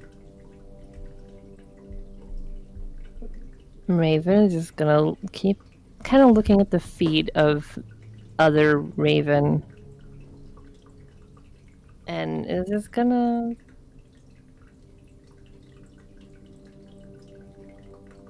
It's just gonna say, I am what my memories make me.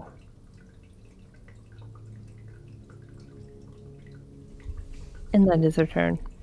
Okay. And are you gonna let it hit you? I'm not moving, so yeah. Okay. So it's gonna do 20 damage with the talon strike. And as this raven, as it looks like it's about to hit you, it passes through you. And all you feel is grief and agony as you take 20 psychic damage. Mm-hmm.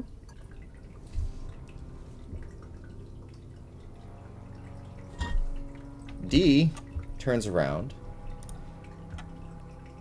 and it uses Flurry of Blows.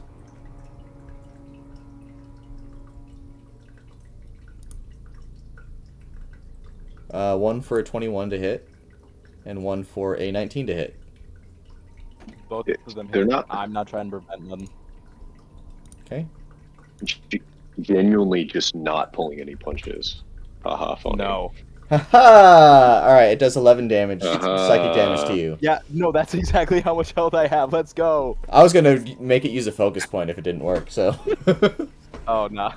Thanks. Alright, and as it's the shadowy fists like go through you, you fall down to the ground, and then his shadow enters into him and disappears, leaving it with just Thomas on the ground.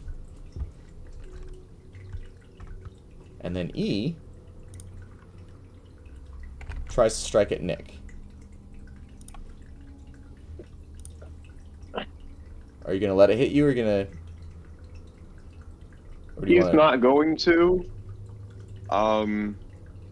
But yeah, go ahead and roll normally. Okay. Yes. I got a nat 20 on one, and then Okay. a dirty 20 on the other. So I got a crit. Are you sure this isn't ranged right now? Am I sure about? I said, are you sure this isn't ranged right now? As it does 20 psychic damage to you. You gotta trust me here. It's all gonna make sense here in a little bit. I know. Just like when we had that stew that put us all to sleep, even though it was immune to sleep. It has to happen, guys. It's for the lore. You just gotta go with it sometimes. But yeah, he's at 4 right now, so. Okay. So now it is your turn, Knik. Knik is going to try to walk out of its range, provoking opportunity attack. Okay. Well, it got a 7, so. Yeah, it sucks for him, I guess, after landing fucking 2 20s. Oh, boo-hoo, the poor Shadow rolls a 7. Anyways, Knik kind of stands there trying to reach out to Sir Thomas after seeing him get downed by the Shadow. But that's his turn. Okay. Malachar.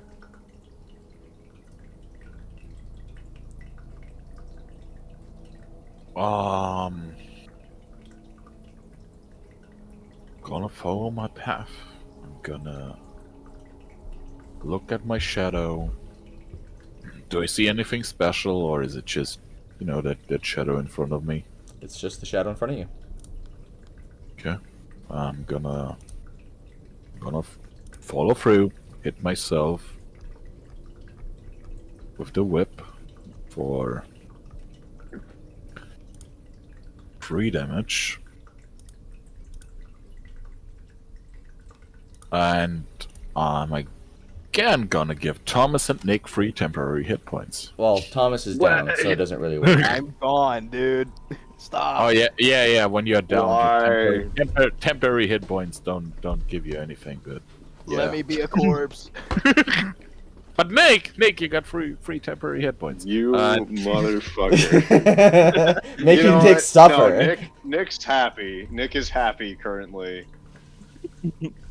Because not happy, he's just appreciative that you gave it to him. But still, you motherfucker. Alright, go on. Alright. Well, Shadow A is immediately going to hit Malachar again. Except it's going to pull out the flail this time. Oh yeah, that hurts much more. As it does 16 damage. Yeah. But this time it's going to use something similar or akin to your channel divinity as its flail charges with some sort of dark energy, and you're going to take 24 psychic damage. Then I'm down. And similarly, the shadow will enter into Malachar.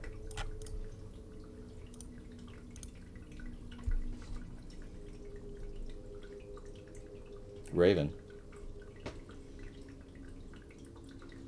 I'm going to stand up, cast False Life on myself, giving myself 12 temporary hit points,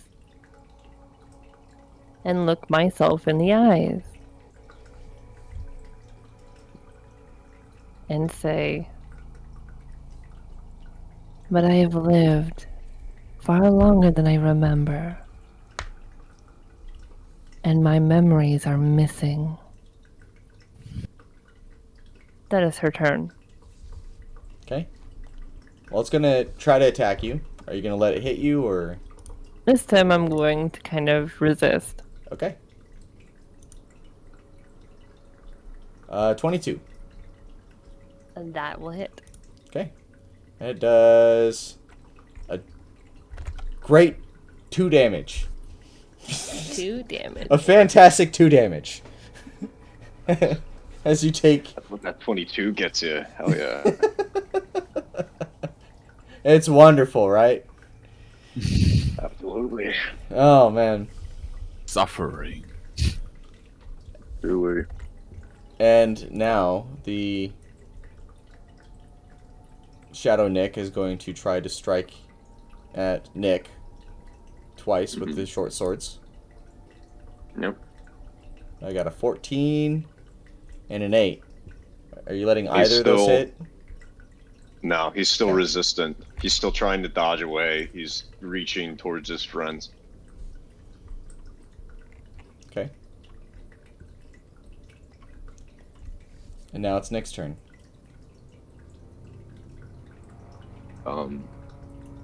Knik is going to try to yet again step towards somebody. He's going to reach towards Malia and Raven. No! Raven! Malia! And he's again provoking attack of opportunity. Okay. Well, it got a 7, so... Okay, well his back is facing it, so just hit him. Okay. You take 6 psychic damage. That is just shy of. Okay, you take 7 psychic Full, damage. Executive call, you take 7 psychic damage. Unless No, you... he falls to the floor with the 6 damage, Alright, cool. and he's still reaching out and crying out to the only Oh. person still awake at this point. Oh, this is horrible. Raven, it's your turn. Raven! I cast False Life on myself, giving myself 12 temporary hit points. And keep looking myself in the face and say, "But they took her from us. The only thing that made my life worth living." That's my turn. Okay. Completely ignoring Knik. Thanks, I guess. Wow. Wow. Real Nick, if I was nice. still of alive, I you. would have answered you. Thank you. If I was alive, I would have Thank- answered you, Nick. I got you, bro. Thanks. Shadow I will C... say, you probably do notice she's looking at her own face with kind of an anger and intensity Mhm. that you've not seen on her before. Okay. That just makes him all the more concerned as he's crying out, this time in anguish. Shadow C is now going to lift its hand into the air as this dark orb appears in its hand and spreads out across the room, settling like a blanket over the top of Knik and Raven. And I need you both to make a wisdom saving throw. Alright, well, that's my one dump stat. 22. Okay? 10. Knik, you take 1 psychic damage. Baller. And he falls limp. And the shadow enters in and disappears, leaving just Raven and her shadow. And without her, I am stagnant. Alright? I need you to make another wisdom save. 18. You take 2 psychic damage, and then it's going to attack. With Talon Strike. Oh, it gets an 8 to hit, so it misses. Miss. And now it's your turn again. And I'll re-up the false life. And we can go through this as many turns as you like. I implemented a fail-safe mechanism here, so. Yes. You're a genius. All right. And she is basically just going to, go over some, past trauma, but no one's around to hear it. Until she eventually succumbs to whatever this failsafe is, I assume. So, do you want me to go through it mechanically? Because I can. Sure, why not? All right, I need you to make another wisdom save. 12. All right, you take 4 psychic damage. And then it's going to hit you with 16, which hits. Mm-hmm. And you take 3 damage. Can I pee real quick? Yeah. And then I would re-up the 10 hit points. Okay. All right. All right, make a wisdom save. 20. All right, you take 4 psychic damage.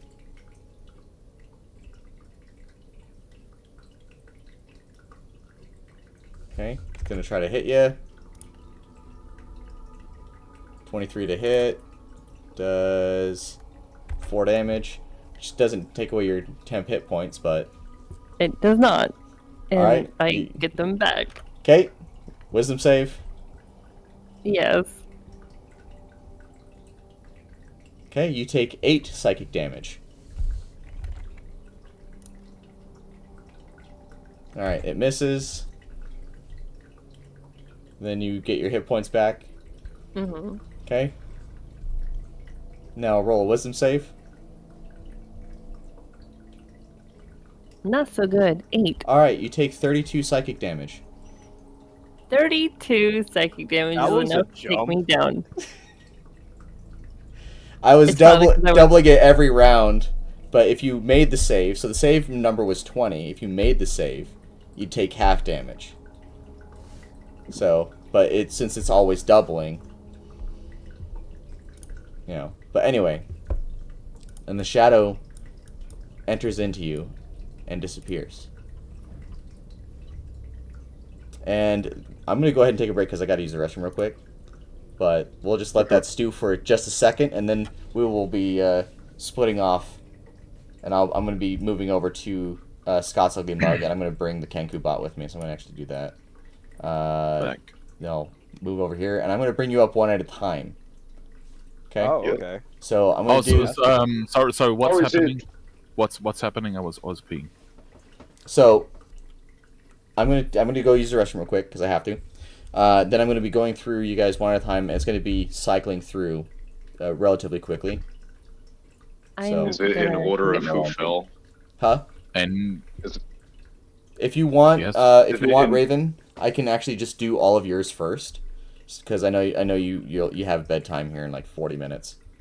Yeah, that would be a good thing. Actually, I So- should go to bed sooner because I actually have to get up earlier tomorrow because I work Well, at a different store. I'm going to get you taken care of first, and then I'm going to do everyone else. Sound good? Okay. Okay. Well, I'm going to go ahead and move myself. We're gonna hear some ghost whispers. Hold on. You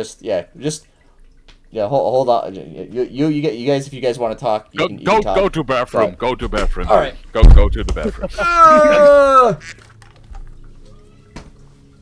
Kitties. It's not time for food yet.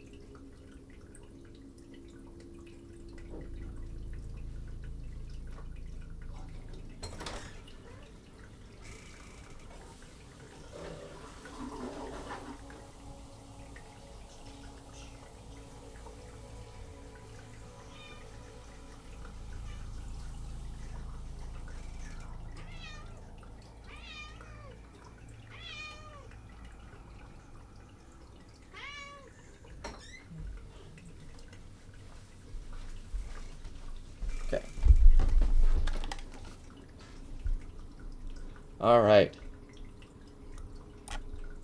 Been here Where's all Jimmy? along. All right. You there? Yes. Sweet. Awesome. We're going to go ahead and do this.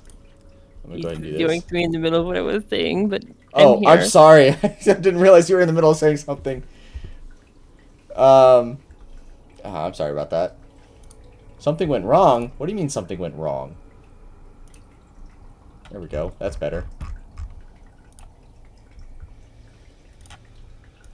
Okay, let's do that, and then we're gonna do this, and then I gotta pull up something else. Oh So, my god. as you fall into darkness, hang on, I gotta actually find the thingamajig. Nope, nope, nope, nope.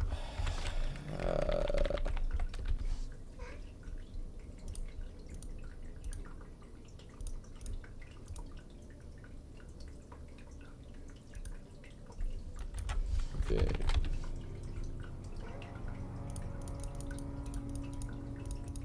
Where is it? Oh no. Okay, well, I just narrowed the search down here. Okay. So, you fall into darkness, and your consciousness is drifting. And suddenly you feel yourself blink. There's light in the air. You can smell the mountain air. It's crisp. And it carries a scent of pine and morning dew. You're walking along this dirt path leading towards a village market. The world feels warm and alive. Children laugh, merchants bartering, sun gleams off of the rooftops. You realize you've walked this road before, and there's a certain familiarity that's clawing at your mind. Something's wrong. And you realize that this is the day that your wife died.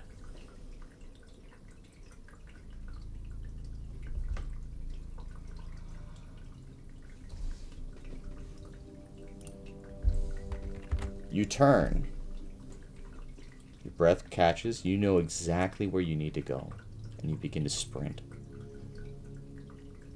Your feet pounding against the dirt path as the peaceful sounds of the village warp into distorted, distant, maybe almost mocking sounds. As your heart pounds, it seems that you still have time. You have to have time. And as you come through the tree line and you see your home, you see them. There's a group of hunters standing over a fallen figure. Their laughter cutting through the air like a blade. Your wife is on the ground, blood pooling beneath her body. And one of the hunters, dressed in green and black, has a cruel smirk on his lips as he plunges a blade into your wife's heart.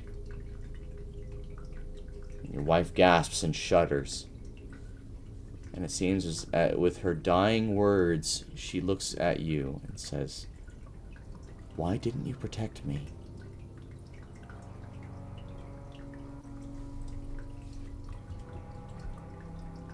And as you reach out and try to make contact with her, your fingers pass through your wife's body as though she were made out of mist. And the hunters turn and face you, their laughs distorting into the cackling of what demons might sound like. Their faces darken and their bodies twist, and their eyes burning with shadowed hate as they repeat different phrases. You let her die. You will always let them die. You are cursed to watch forever and ever. And their bodies begin to stretch in unnatural ways, forming into darkened horrors, and they lunge and begin to attack you. And you are able to do battle with them. You're able to defeat them with ease, but it seems they are never ending. And it feels as though you are stuck in this cycle where you are simply killing these shadows repeatedly for what feels like months.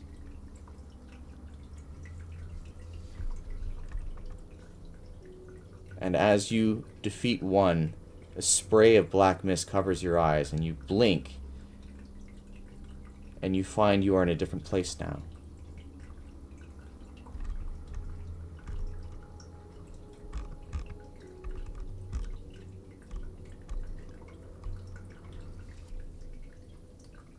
You seem to be standing in front of a doorway.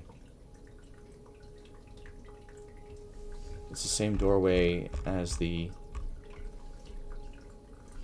Forgotten Cavern, where you retrieved the Heartstone. And as you're tracing your fingers over the draconic text, the cool rock beneath your fingertips feels very real. This has to be real, right? And you look about, you see your companions behind you.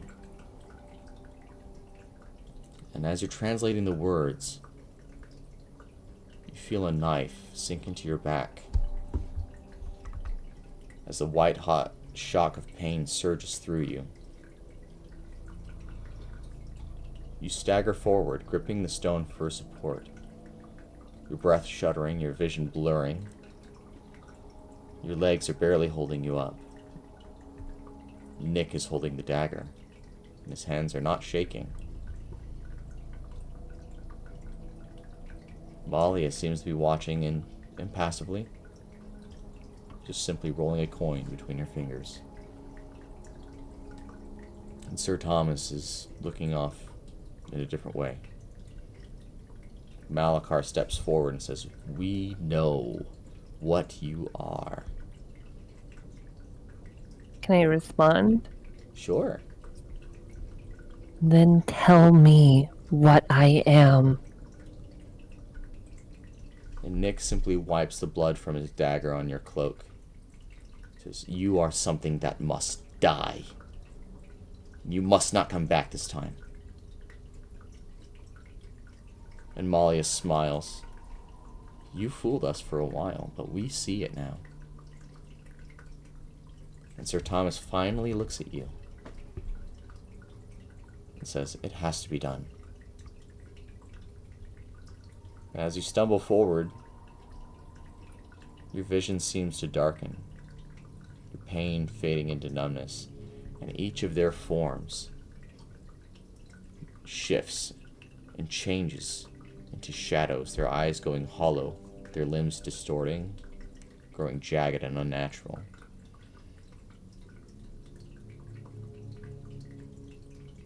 And they lunge at you, their bodies unraveling into shadow as you continue this battle with the shadows. Again, it feels like it's an endless torment as you continue to fight these things.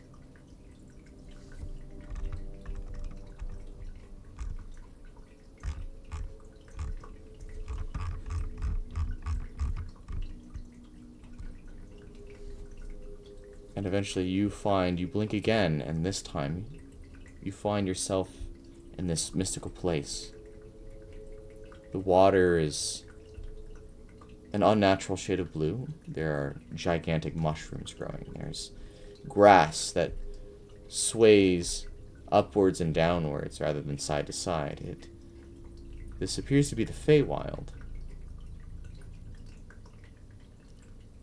The air is thick with magic, humming with life and decay in equal measure. And you hear it before you see anything. It's a voice, low, amused, familiar. "Liliath," it says, as it savors each syllable of your of your name. You turn, but the Feywild around you begins to twist. The trees warp warping, the branches curling like claws as the sky darkens into a purple hue. The laughter seems to be growing closer. You are always running and always hiding, but I will always find you, and I will always kill you. As the ground begins to rumble and shake, it splits open. A towering figure cloaked in shadow and malice, this grotesque form, shifting, too big, too powerful, moving in mechanical ways, almost like a puppet. Its eyes gleaming with cruel amusement. As it looms over you, he says, I have killed you hundreds of times, and I will kill you hundreds more.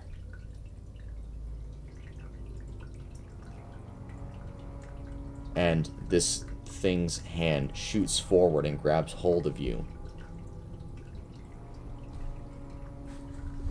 Its fingers splintering and stabbing into your skin. And it lifts you up. The grip is unyielding, suffocating you. As the Feywild around you vanishes into black.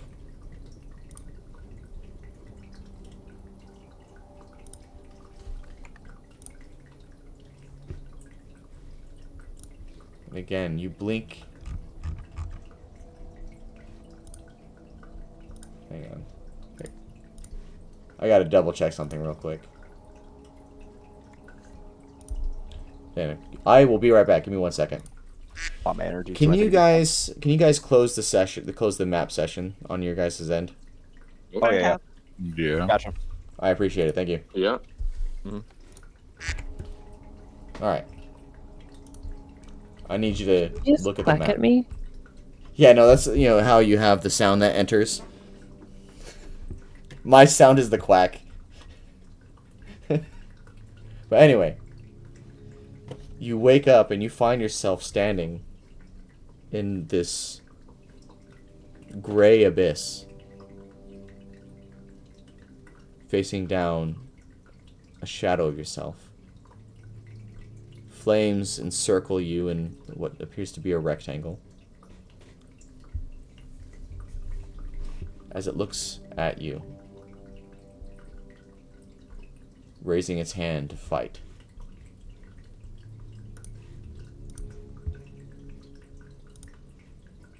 I need you to roll for initiative.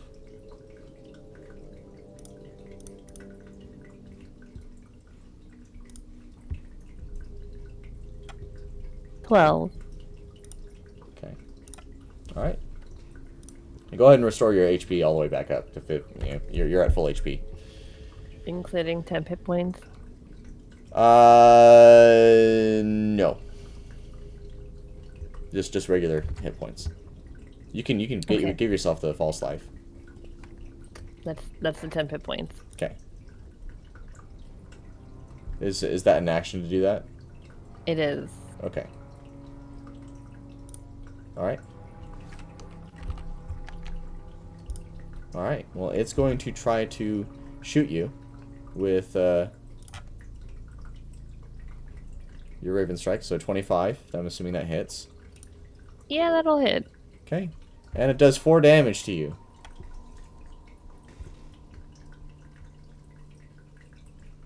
Okay.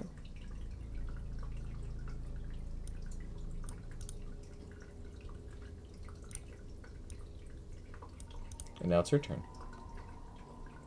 I'm going to reach down and grab myself, and I'm assuming this time I actually have to fight. Yep. And so I'm going to cast Inflict Wounds. You're casting Inflict Wounds on yourself? On the thing that just attacked me, yes. Okay. Which is a copy of myself, is it not? Yep. Is your arm, how long is this? 34 feet long. Oh, Jesus. Okay. Wait. I mean, I appreciate it, but it's like, you know.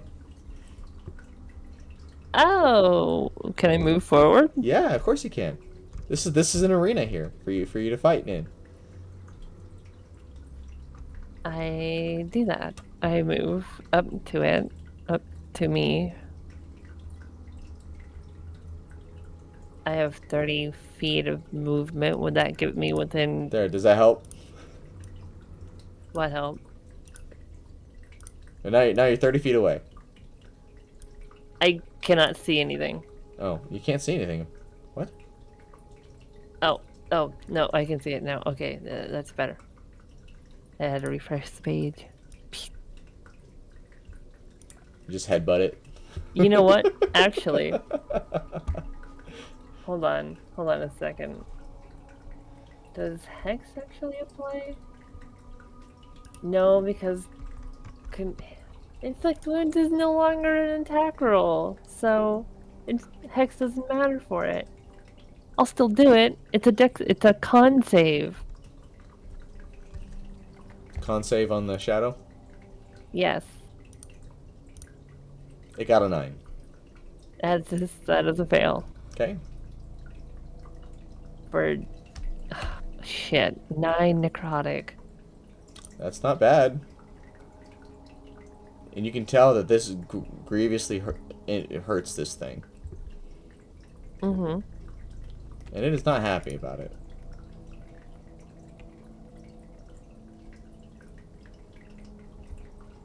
Yeah. Well, it's going to use Hex It on uses- you. Hex on me. Okay, and then it's going to fire a Talon Strike at you. It has disadvantage because I'm within 5 feet of it. 16. That'll still hit. Okay. It does 1 plus Hex, which is probably not going to be nearly enough for to. So total of 4 damage. 4 damage. Alright. Is that my turn? Yes, it is your turn. I will do it again. Con save. For It inflicting got a wounds. 3. Oh man.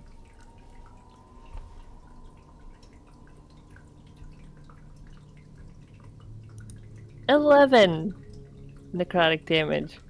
All right.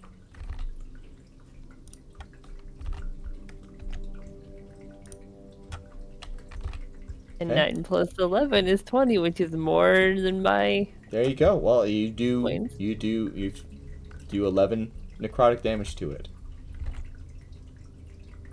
All right, and it's gonna take a step back before firing a Talon Strike at you. I get an opportunity attack, don't I? Yep. Go for it. And I will take it with the... Wow, I don't have very... I have terrible melee options. Yeah, sure. Sickle.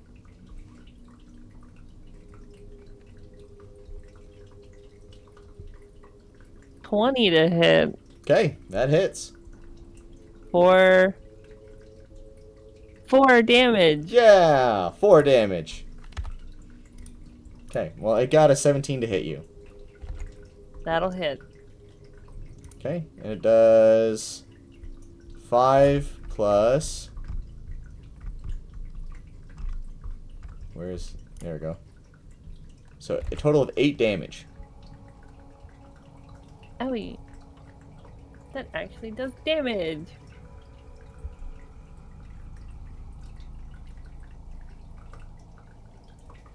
Alright. And it's now your turn. Okay, so how much damage have I dealt it so far? 24. 24.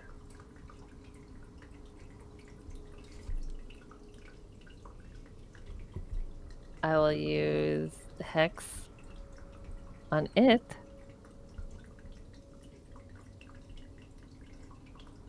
And Talon strike it? All right.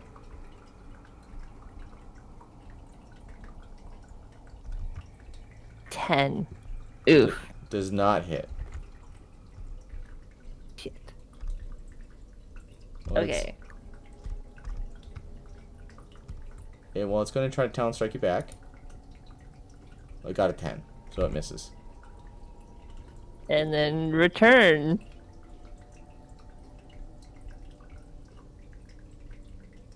Natural 1. FML. Okay. 14. That'll just hit.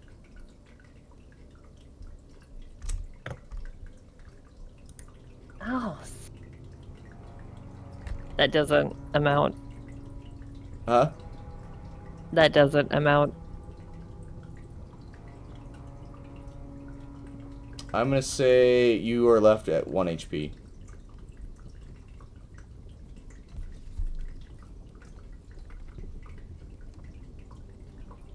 Okay. And it's your turn. Yeah, I don't have a lot of hit points, if you haven't noticed. Yeah, I know. The only thing that makes me any kind of tanky is the fact that I can continuously cast False life. False Life at max. Okay.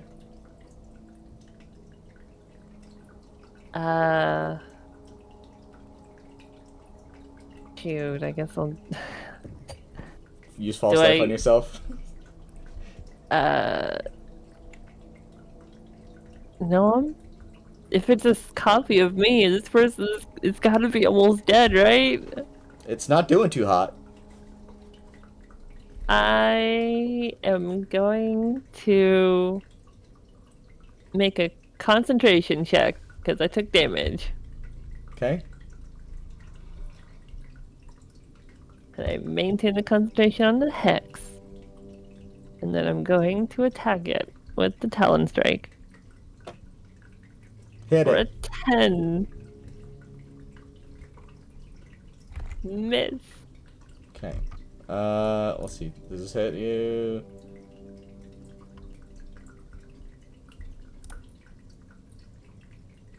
It does not hit you. And then I'm going to do it again. It's gonna take 1d4 embarrassment damage because I'm trying to help you out here. See. 12. Why? It's got does your. my- It has your AC. Yes. Why? No. Wait, does it have my AC? Yes. Oh, because I'm wearing the magical armor from Knik. Well, it would matter anyway, because it's only +1. I missed. Okay. Well, it got a 12 on its next attack. That misses. Look, this is gonna be how this rolls. I don't You just hit need my you just attack. need one really good attack on it, and you beat it. 12. Roll again.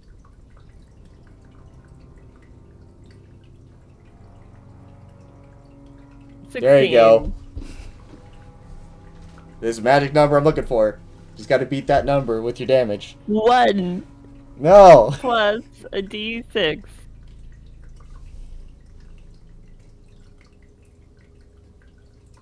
2. So 3 damage. All right. Well, it falls to its knees. It's not dead, but it's getting there.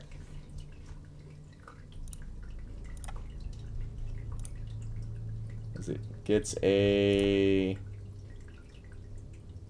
11 to hit. Miss. And as this is going on, it seems as though the fog underneath your feet begins to shake.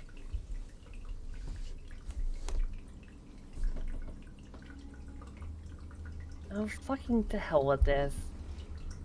I guess I'll spend another fucking spell slot. Just walk up to it. And do a spell that I haven't fucking done yet. Called Featherstorm. Okay. It needs to make a strength saving throw. Well, thankfully, it's got a -5 for that, so... A -5? What? It's a shadow. It's not. Ah.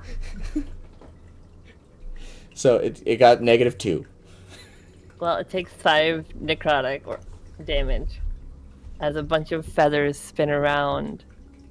Not Alright. feathers, but ravens just come in and just spiral around All right, and as you do like this, a Fiddlesticks ultimate from League of Legends. yep. As you do this, the feathers slice and hack away at this shadow as it falls over and dissipates into a pool, and the whole room goes dark.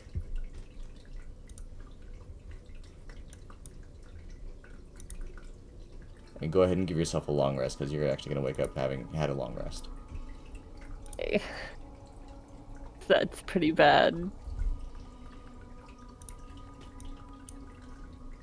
The one bad thing about taking a multi-class before level 3 is you don't have a lot of stuff. Okay.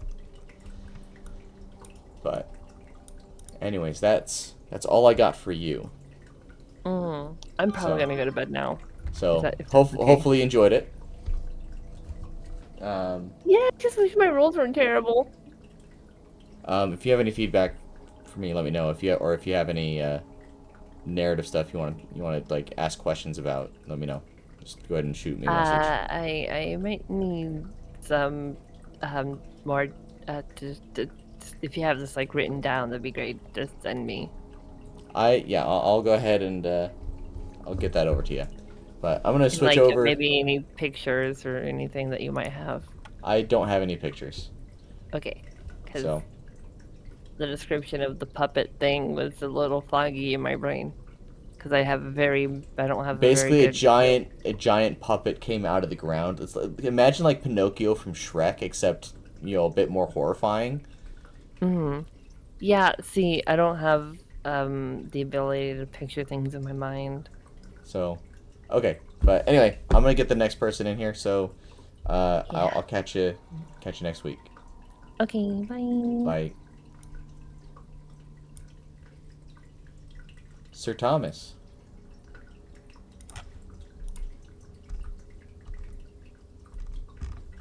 You there?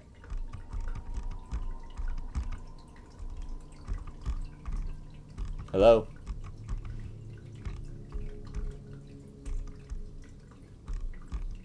Sir Thomas.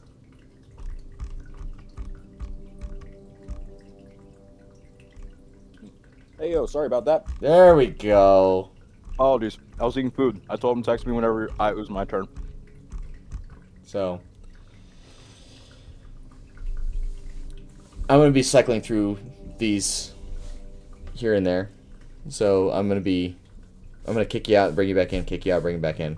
So, it's going to be... Oh. Okay. So...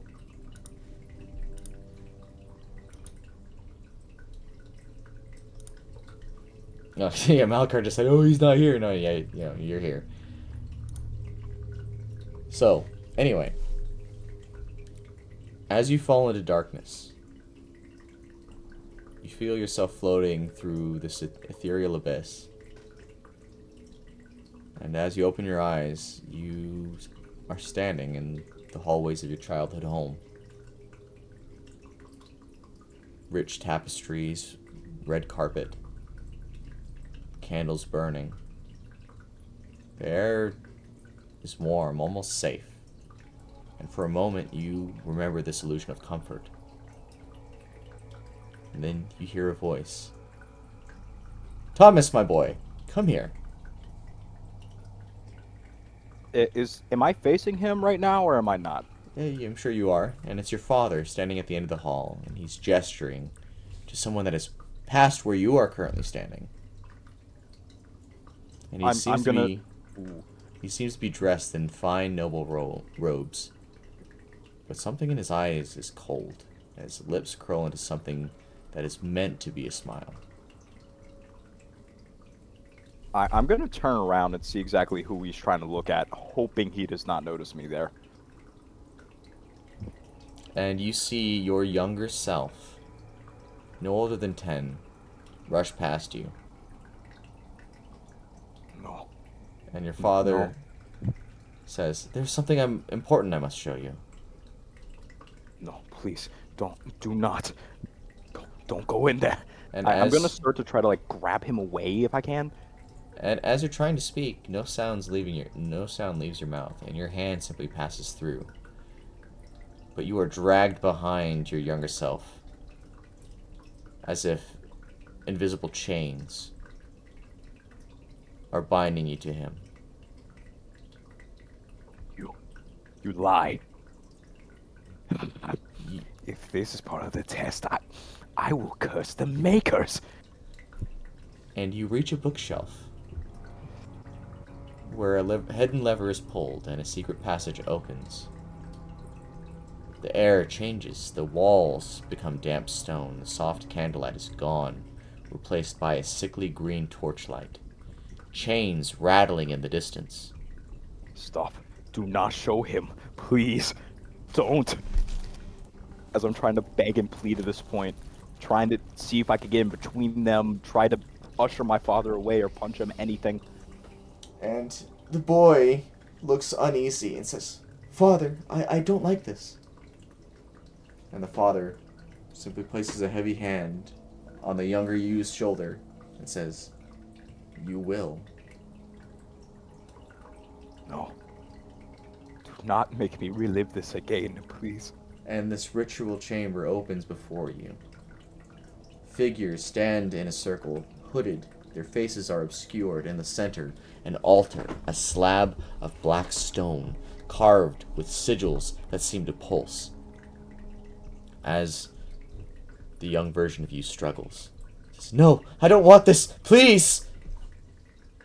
Do not But torture that poor boy.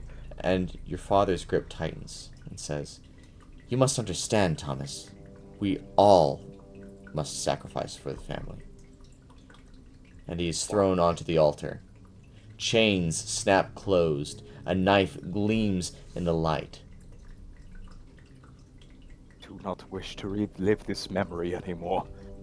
Whatever specter lives here, let me walk out. I'd rather die than relive this. And as you step forward, shouting, your voice doesn't exist. But the figures do turn to look at you. Oh, pompous pricks now, are we? Their faces, I'm gonna go ahead and flip them off. Their faces begin to melt into shadow. Their hands twist into jagged claws as the young version of Thomas screams. These shadowy aberrations begin to attack you. A few at first. Do not harm that boy. But as you hit them, they seem to die fairly easily. But more and more begin to assail you in a never-ending way, Him. forcing you out of the manor, out into the street, as you continuously fight these shadows in this never-ending night. As this battle continues for what feels like months.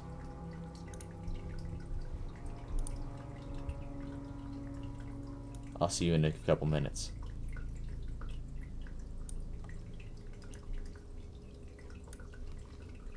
Hello, Nick. Hello? Hi there. How are you doing? Oh, shit, hold on. I was making myself a baked potato. Oh. I'm looking for my thing for you, so, you know. Okay. Give me 1 second. There we go. I'm there.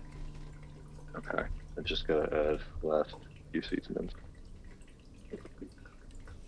Sorry, y'all, I'm not prepared.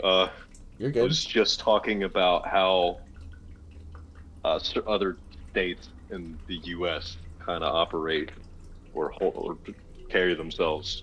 Anyways, all right, nearly done. All right, we can start now. All right. So, as you're floating through this ethereal darkness, you blink, Yes. and you open your eyes, and you realize you're back in Stonecall. The streets are slick with rain as you run through the city. Your feet are sore and raw from the cobblestones. Moving from place to place, you can hear the clinking of gold throughout the air. Merchants laughing, counting their coins. Lanterns glow warmly in the taverns. Wealth oozing from high-class districts. Knik scoffs.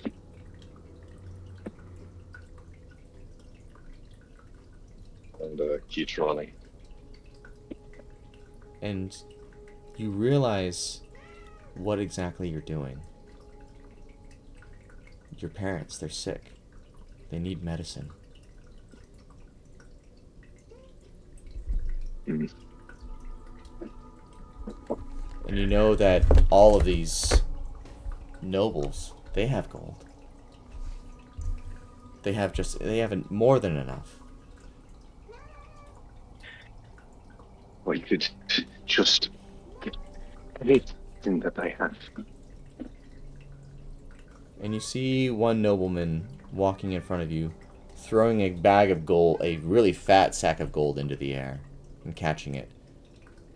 He seems very joyful. Like, have they ever spared nothing?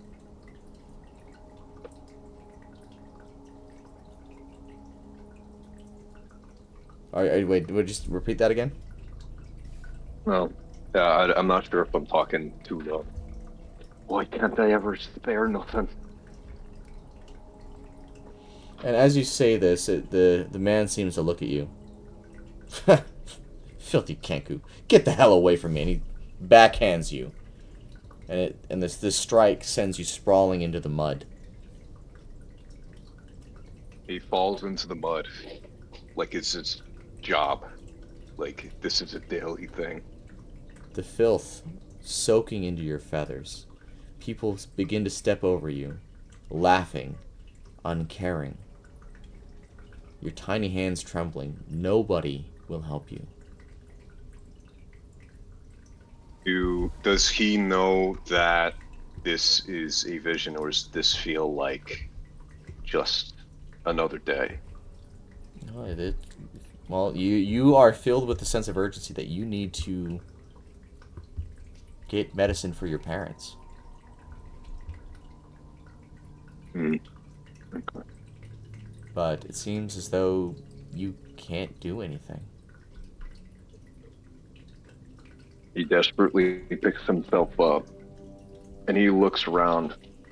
Anywhere, anything. Maybe he could sell. Maybe he could scrounge. Maybe he could just make something You have out nothing of to thin sell. air. You have nothing to scrounge for. And dejected, you return home.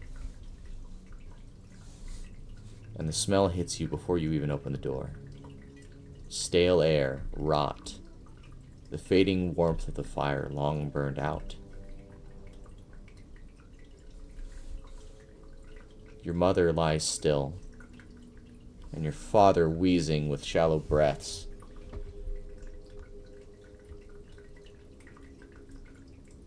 Oh. He runs over to where he's resting.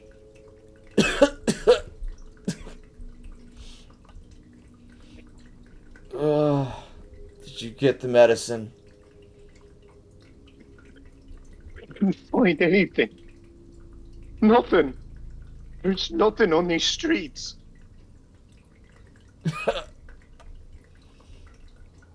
Your father continues to cough. Your mother's dull eyes flicker towards you.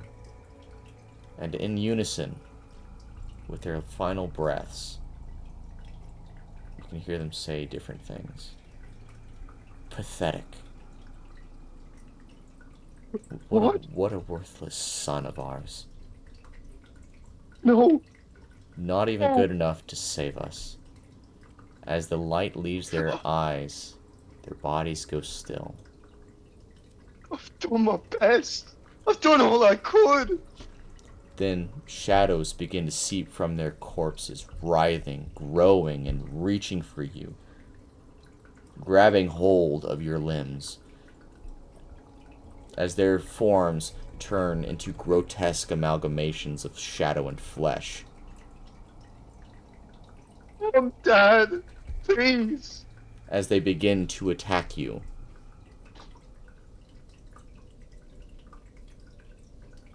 Shit, is this the combat? Well, I'm assuming you fight back here. Yeah, And as you Just- fight back, begrudgingly. you find that these shadows die with ease, but it seems as though they continue coming. More and more. And in this endless cycle. You continue to fight. But they just don't stop coming. As it continues, all he can find it in him to do is to just cry, but continue. And it feels as though you're fighting these shadows for months.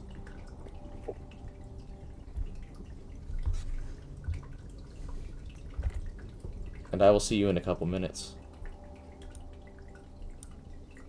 Minutes?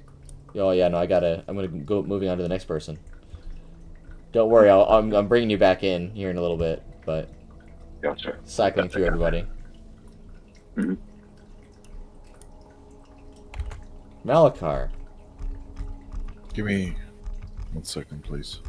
do you want me to go on to Malaya, or do you want me to just wait for you? No, 1 minute. Just one last card. Done. Okay. Thank you.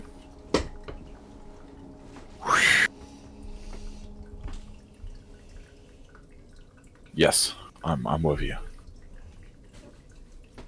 Wading through this ethereal darkness, you blink and you find yourself upon the streets of Fuelcom, slick with rain, as you stand at the gates of your family's estate.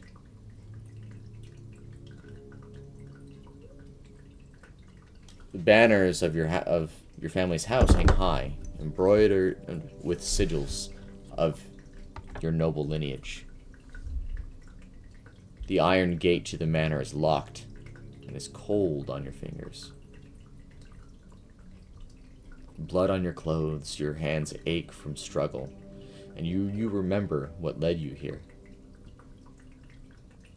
A web of noble betrayals, this mission that went too far. The realization that your enemies were not across the table, but within your own house. And inside you see them, your family. Your father, your mother, your brother, dining without you. The seat where you once sat is empty.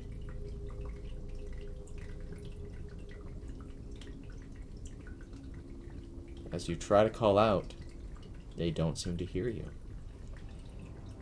They laugh, drinking deep from golden goblets as they speak in hushed tones, but you can hear them perfectly. What a disappointment, your father says. A child of nobility throwing everything away for a barbaric goddess. Your mother sighs and shakes her head. Perhaps it's better this way. The boy was never strong enough. And your brother smirks and says, a shame. He had potential once. And as you step forward, your boots splash into something warm, and you look down. The floor, the ground, is drenched in blood. And your own body sits in front of the door to the manor. Your throat slit, stripped of your noble robes and left discarded like a failed experiment. And then you begin to hear whispers. You were never meant to be one of them. They never believed you. Come to me, child. I will make you strong.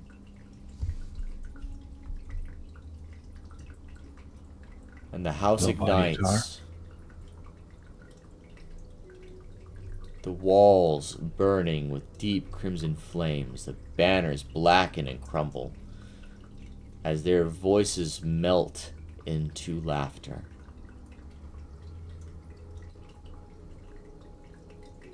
As shadows emerge from the flames and begin to attack you.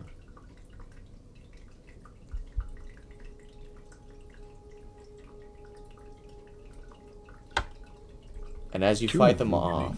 Huh? Sorry, go ahead. You really invoked the deep hatred in me. Please go on. Okay. And as these shadows continue to fight you, they seem to die easily, but they seem never-ending. In a constant state of battle, your mind closes to any idea of rest as this battle continues and carries on for what feels like months.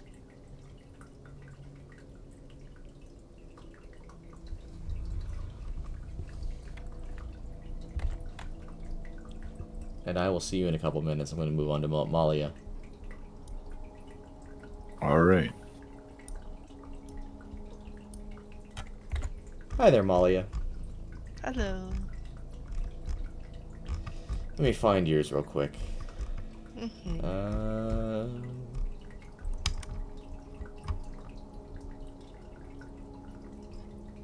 is it? There we go.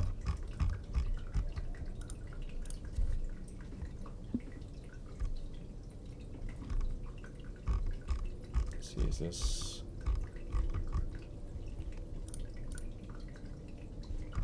There we go. This is the right one. So, as you fall to your shadow, you feel yourself floating in this ethereal darkness. And you blink and you open your eyes. You find yourself in an unfamiliar maze, covered with twisting vines and stone walls. The air is damp, thick with the scent of moss and old magic. Each of the turns leads to some sort of dead end, yet something continues to pull you forward.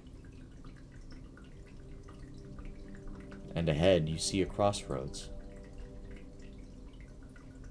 The mark of Molly's family is carved into stone, a symbol you've seen before, buried in childhood memories. And it feels like the path ahead is the right way. It's the way forward.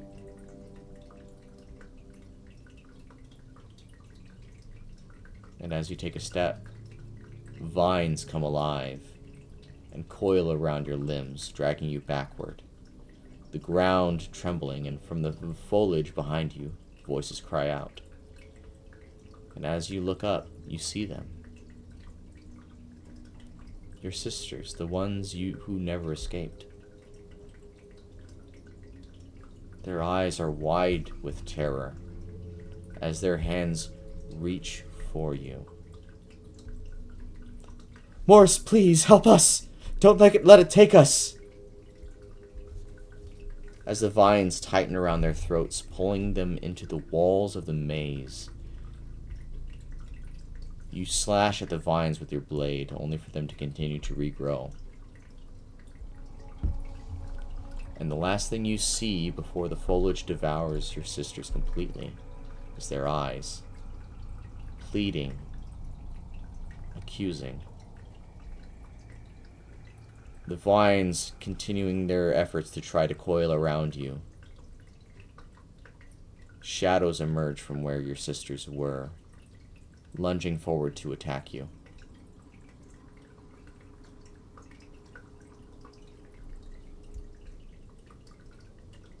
And as you fight back, it seems as though the shadows die fairly easily. But where there once was 2, there is now 3.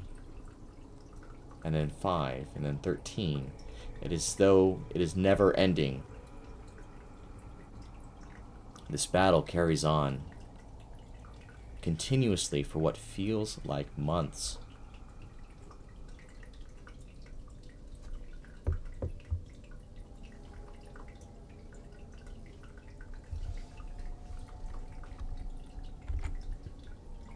And now I'm going to switch you back out with Sir Thomas.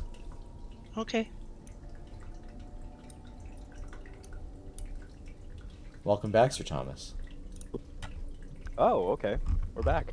Yes. I figured this would be easier to do it this way. It is actually much easier, yeah. Rather than do it, because it's yeah. Go.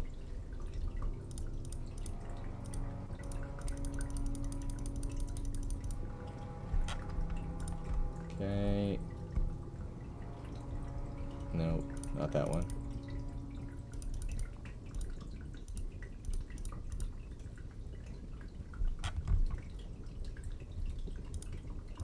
Where is it?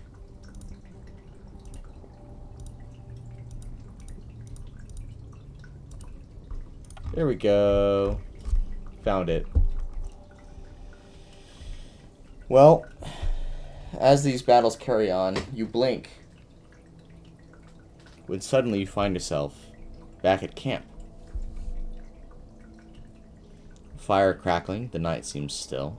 You and your companions sitting around the fire, speaking in hushed tones.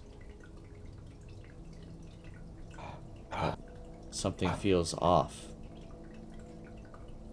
Knik, Raven, you won't believe the torture that cave has. Knik, Raven, And then I'm gonna look. Are they real? yeah, I mean, you can roll to see if they're real. They certainly seem real. I want to see if this is an illusion in comparison to what I know. Would that be perception? Sure. Sweet. I got an 11. Well, they are exactly as you remember them. Oh, I'm so thankful you're real. I'm not sure what that dungeon has, but I'm not sure we should stay. I'm not sure we should go. Fear is only a dream. And then it seems you hear Malia sigh out loudly. I think it's time we tell him. Then Knik Tell me begins to what? chuckle. I mean, how long do you think we could keep it up? You're kidding, right? Oh, wait, this is some joke, no? You're not actually insinuating what I think you are, right? Knik says, we were given a job, Thomas. You would lie. And You don't even need to say who from. And Raven says, are we?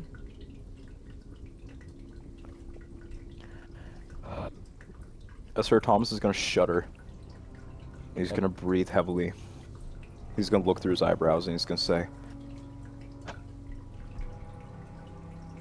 I do not like this. And Malachar speaks. His voice is calm, smooth. You always suspected, didn't you, that we were watching you? That we knew I things suspect everyone watches. we shouldn't. You should have listened Doesn't to help those I said something. whispers, Thomas, because we were never your friends. You lie. Died almost twice in your company, and all you do is bring me back for no reason other than to simply carry on. You all did. Delgar, Knik, Raven, Malia, Malachar, all of you did. You really want me to believe my father can pay you off that well? What of your family, Knik? What of your religion, Malachar? Huh? Or are those simply lies too? And you can see the fire flicker and their faces begin to shift, changing into something familiar. You've seen these expressions before. No. In the dim torchlight of the dungeon beneath your home. No. Malia standing first. Her smile is slow and deliberate. We've always worked for them, Thomas. Your family. Stop. Stop. You have not. This is not real. And Knik This says, is not reality. Knik says, you were never supposed to escape. You never should have run. Lie. Then where's my brother, huh? Why have I not seen him? The same man who hunted me, why are you suddenly here, not him? Ha! Why you work in my father's stead, not my brother's? He was my biggest sympathizer, my father. You speak of that, speak of him then. Why he not on your tongue? You lie. This is evil. Pure evil. And then the fire dies as their shadows begin to stretch unnaturally. Their figures distort and twist into their shadowy versions as they begin to attack you again and again in the never-ending flow of battle. See you in a couple minutes. I'm not giving up. Alright, Knik. I've been abducted once more. Once more. Only one more time after this, so... Oh, so it's 3 times? Yes. Alright, let's get to it. Let's see, get back to...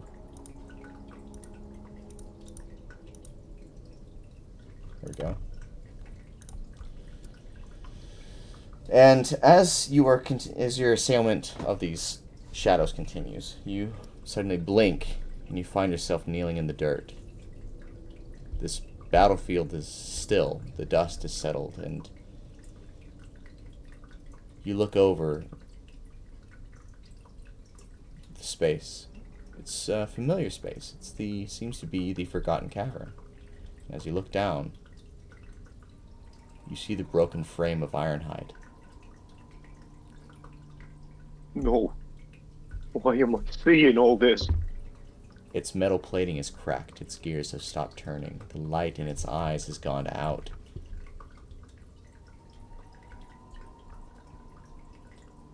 He throws himself towards Ironhide, trying to discern how to fix them, grasping at broken pieces of metal and trying to cobble something together, but clearly this is beyond fixing. A voice cuts through the silence. Why did we even bring him? Those words are like a knife jabbed right into the side of his head, and he turns his head to face towards the voice. And it's your party. They all seem to be just standing there. Malia crossing her arms. All of that tinkering, and that's the best you could do? No! None of you would say that! None of you would say that! Delgar spits into the dirt. Some genius. You're just dead weight. No! No, please! Sir Thomas shrugs. Tools that easily break are useless. That's nothing like him. Malachar watching with mild amusement. You thought you were building something lasting, but in the end, all you've made are things that fail you. And then they begin... know that better than anyone. And then the rest of the party begins to leave the cavern. They begin to walk away. You wouldn't leave me here, would they? And Raven turns around and looks at you in a very pitiful gaze. I suppose we should make sure he doesn't follow. And the rest of them nod as their forms begin to change into shadow and attack you. He's gripping into a piece of metal that was part of Ironhide, and his grip is so strong that the metal begins to cut into his hand.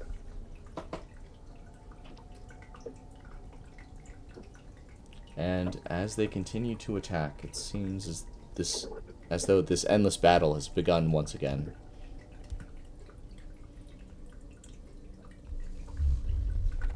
And I'll see you in a few minutes. All right. Hi there, Malachar. Hey there. Let me get to the right one here.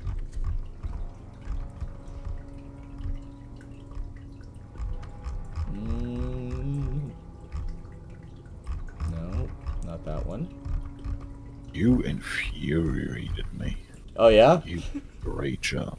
Yeah, you made me angry. Good, good, good, good.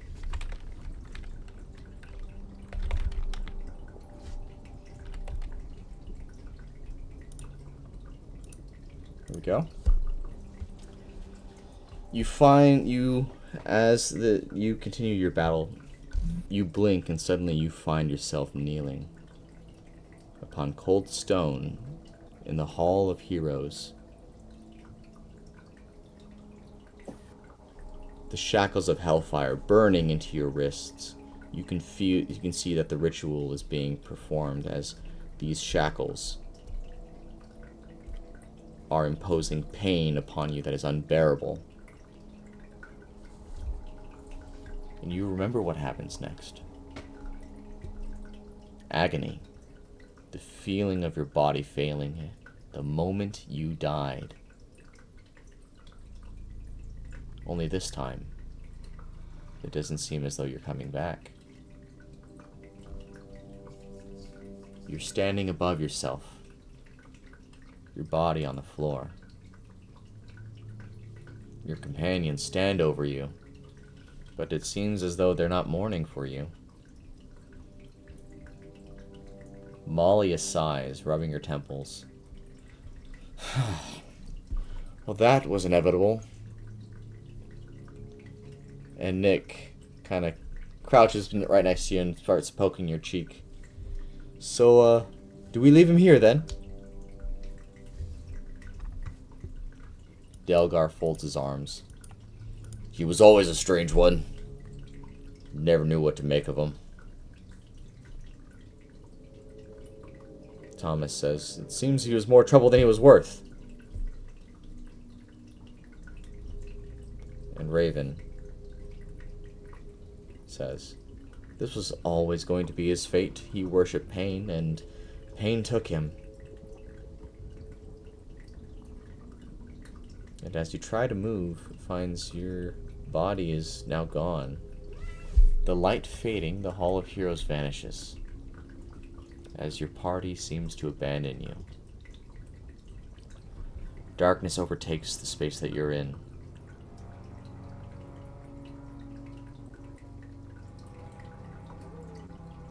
But there's just enough light for you to see shadows emerging from the ground and beginning to attack you again. But this time, it takes the form of your companions.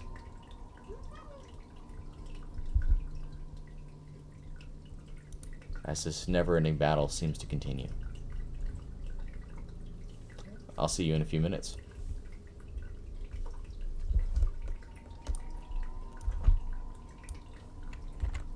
Malia.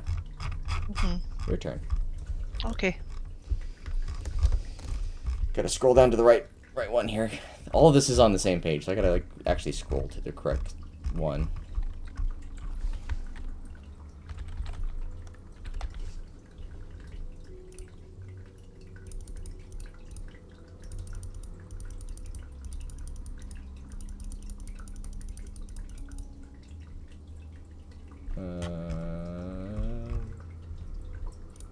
Where is it?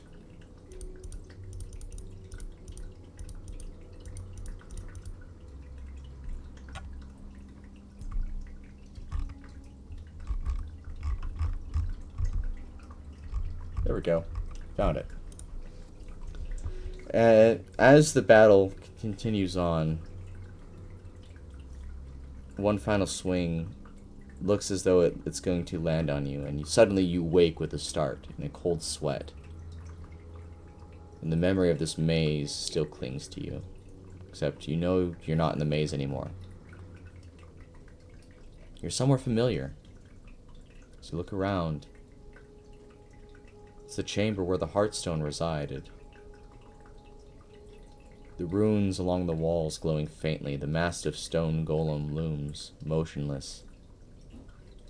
The Heartstone glimmers, pulsing with a forbidden power. And you remember the last time you were here. How you reached for it, and how the golem grabbed you and threw you across the room. How you barely survived. Then you notice something strange. Your companions are here.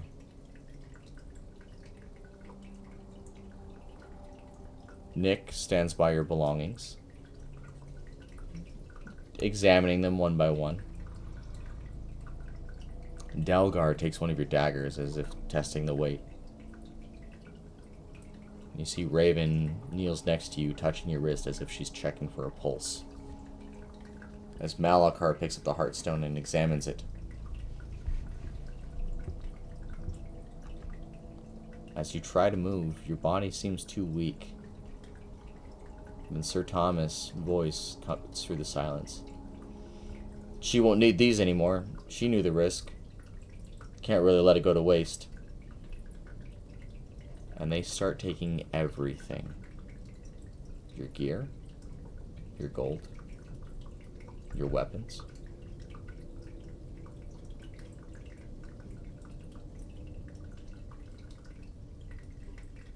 And with a certain amount of force, you're finally able to get the word out.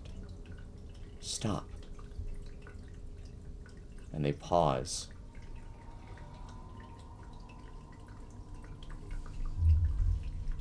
And Malachar kneels beside you, gripping the Heartstone, and says, "We are only taking what belongs to us." And as they all turn to look at you, their faces begin to distort. Their shadows stretch to be unnaturally long. You tried to take what was not yours, and now we will take from you. As their bodies twist into shadows, they begin to attack you.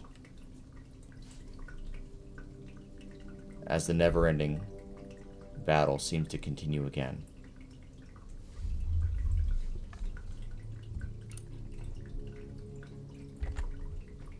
And I'll see you in a couple minutes.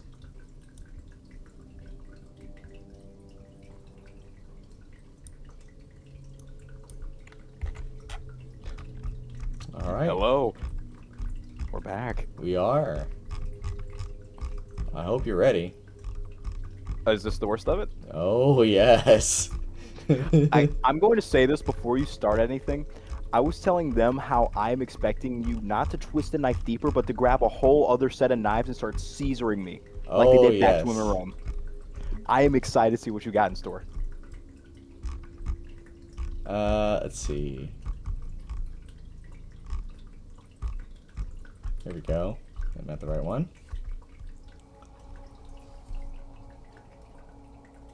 And as this battle continues, you blink and you find yourself running. You are running through the streets of Velethor as the buildings are falling apart. The city is breaking around you, the sky burning red, and something is chasing you. The ground shaking with each step it takes. The air humming with its monstrous breath. Its voice is deep, distorted, layered as it speaks. Thomas! And you glance back, and you see it. A towering, grotesque beast. Its body shifting and writhing, its flesh unnatural, twisted, as if it's a fusion of many different bodies. numerous eyes. It's where its mouth should be just simply is a mass of arms. And in the center of its body, you see faces. Your father, your mother, your brother, the cultists from your childhood. As their mouths move as one, you will become one of us. I'd rather die a rat-eaten corpse than join you. Eat my dust as you've been. And as you sprint, your breath becomes more ragged as the streets begin to collapse. But the beast itself does not slow. You try to turn a corner, but it is already there. It grabs a hold of you and slams you into the ground. Once, twice, a third time. As your bones crack, your body begins to fail. The beast looming over you. You cannot run from what you are! As its mouth stretches unnaturally wide. You are blood. You are ours! As its teeth close in on you. And you are enveloped by darkness. Do you want to see what it looks like? Please. I am begging you. Just one question for me and you. Is this what my father's been praising this whole time? That's a good question. Like, genuine. I gave you the vagueness of it, right? This is up to you. Oh. You are sinister. You are sadistic. I love that. And now I want you to hit start session. Oh boy. As you okay. blink and wake up, you find yourself in a gray space surrounded by flames that seem to burn eternally. And you are facing down your own shadow again. And I need you to roll for initiative. Be at full health for this? Yeah, you have full Am health. I gonna be at full health for this? Yes. Okay, hold on.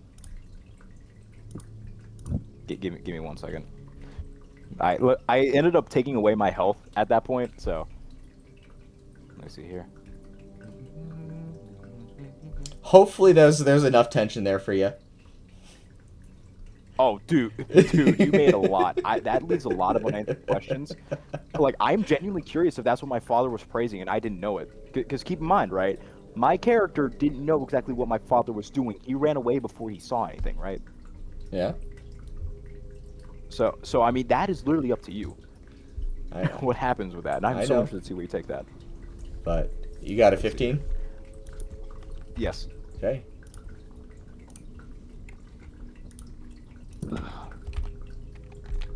All right. So you get to go first. At this point, what do I see here? Right. Well, dark room, shadow myself, right? Yep. I'm gonna like try to move my arm a little bit, see if he mimics my movements. I mean, it seems to move like you do, but it's not an exact mirror of what you do. I'm gonna shout fuck. Fuck. Does it copy that? Nope, it doesn't speak.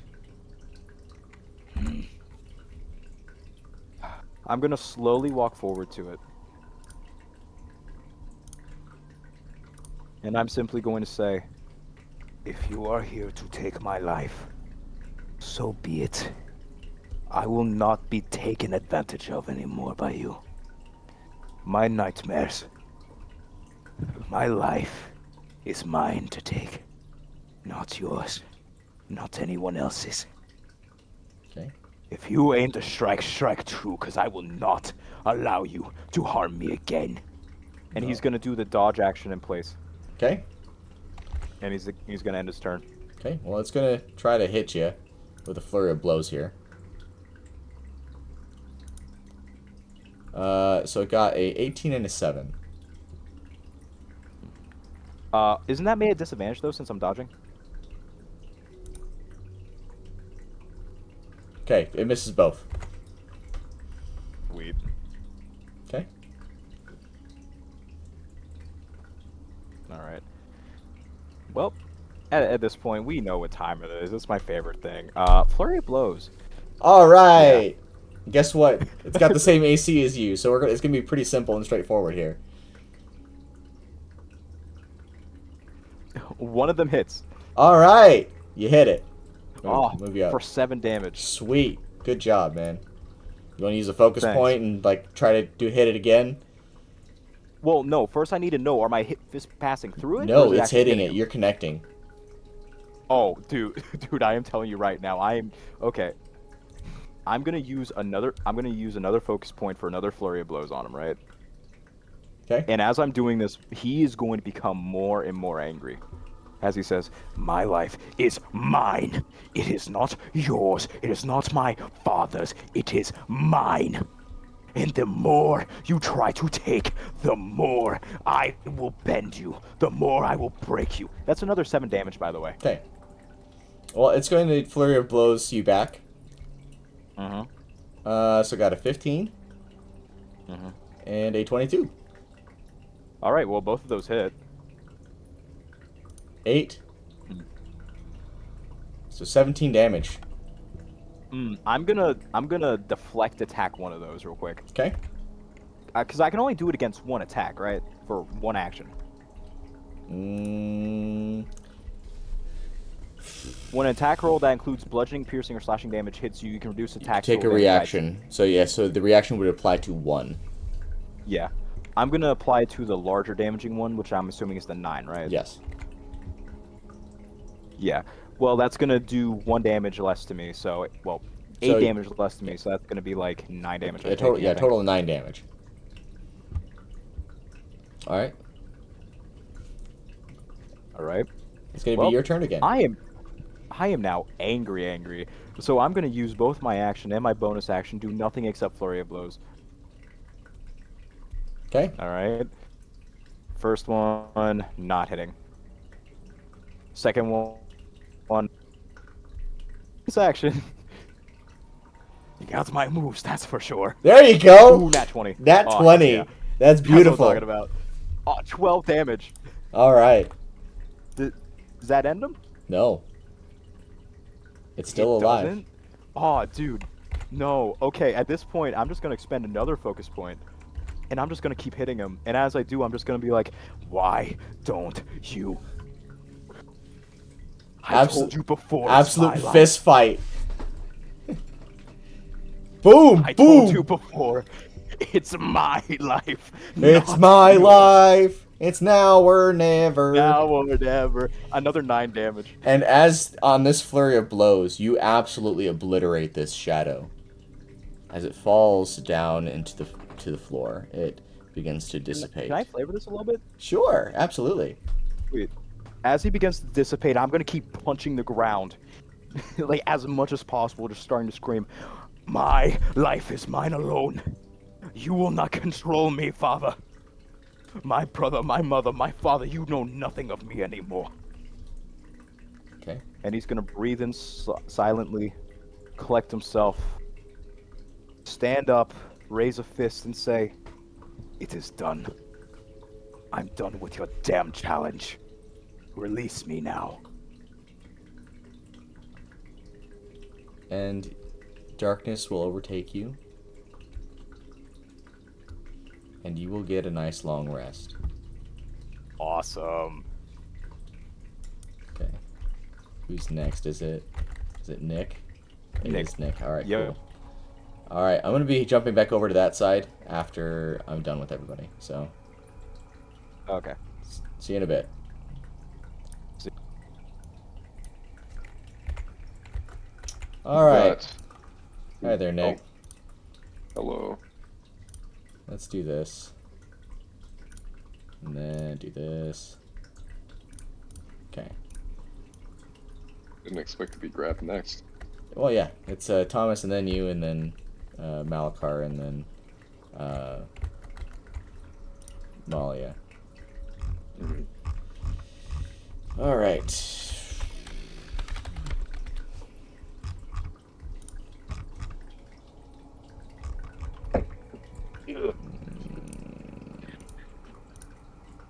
There we go. So as you are fighting your companions, you blink again, and you realize that you are running. You're back in Stonecall. You're in the slums again. It's different though. Smoke is choking the sky. The screams of the dying echo through the alleys as the Blue Guard is marching through, cutting down any demi-human they see. Bodies littering the ground.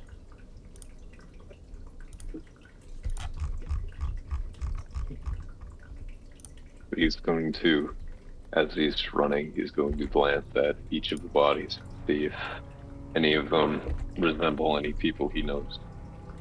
Yeah, you look around. You see Soren, Yol, Willow, Little Jim, Mool, and Morit. All cut down.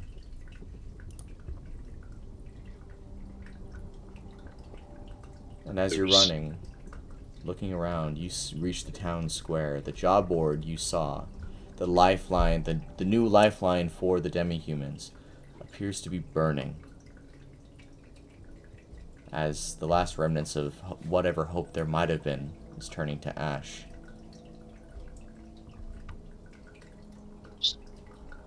No one left. Nothing left. Falls to his knees, and he grasps at people who he once knew. And then a Blue Guard knight approaches you. Says, "You are under arrest for treason and conspiracy against the crown." Your fucking crown. That's all you ever care about. And you are grabbed, and iron shackles are snapped onto your wrists, and you are dragged through the ruined streets. There's a crowd that is gathered and is silent as they haul you onto a gallows. An executioner standing ready. You all want monsters out of us. Monsters! A voice reads out your crimes. For the crime of conspiracy, for treason, for existing where you should not be, your sentence is death. And an axe is raised. And yours. And as it falls, your vision cuts to black.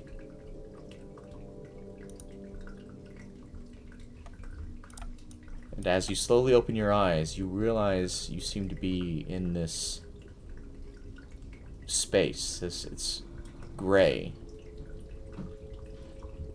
And across from you is your shadow self. And go ahead and open up the map. You.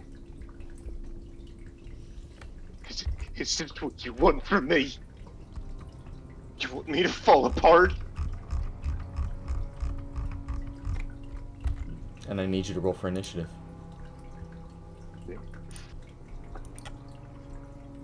Need to reload, I think. I'm definitely moving second. Whoops. Go ahead and put your HP back to max. Yeah. Do that real quick. Right. And the shadow is going to lunge forward and strike at you with a dagger. I am ready. Let me get over to your character sheet, because that's how this is going to work. Yeah. It gets a 12 to hit, Nice. so it misses. You gonna make him throw out a second attack, or? Sure, why not? Well, I guess a 23 to hit. And Okay, it does... well, I shouldn't have said anything because my shield doesn't even fucking help there. Alright, how much damage do I take? 5 damage. Okay. Alright. I did this to myself. Alright. Nick is going to take out his short swords and take. Yeah, he'll just take 2 swings. All right.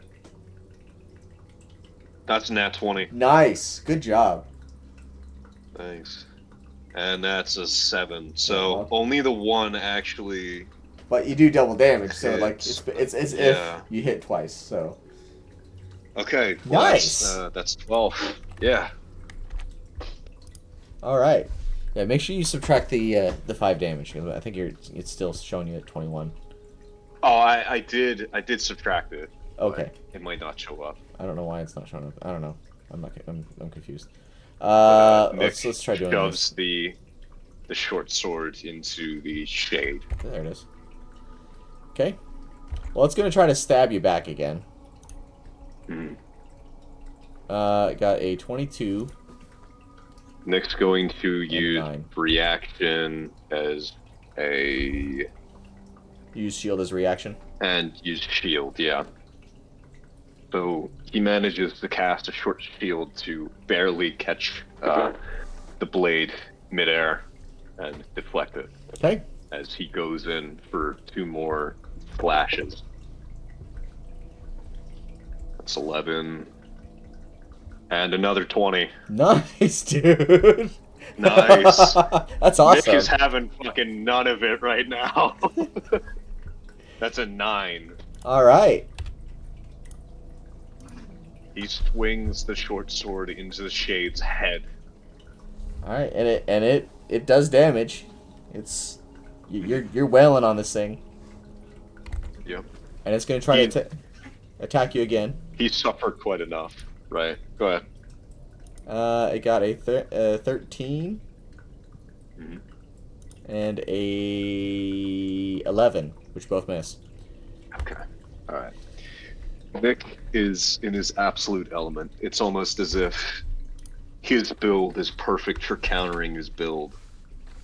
But he slowly begins to gain his momentum, dodging through each swing, and just keeps swinging with his swords.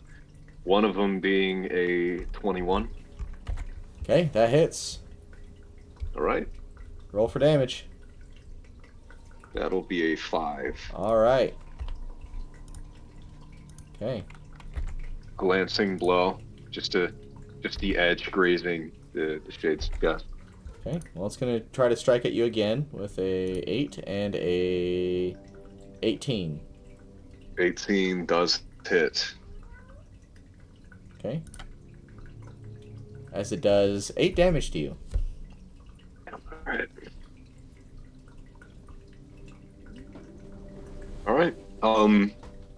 As the sword sinks into his side, he just takes the opportunity and he pushes forward regardless and tries to swing 2 more times. Okay. That One first being one hits. 19. Both of those hit.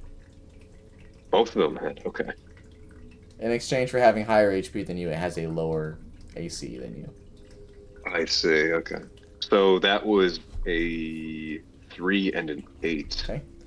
So as these attacks land, the shadow begins to falter and it falls down to the ground as it melts and dissipates. Hmm. He stands over the puddle, this pile, whatever it happens to turn into, and he feels not victorious, but kind of numb to this victory. Just staring down, heavily breathing, bleeding out his side. He stares, nothing. All right. And eventually, darkness does claim you. And you get a long rest. I see. Okay. And I'll move you back down. I'll switch you with Malachar here. Gotcha. I'll be back down in after Malachar and Malia.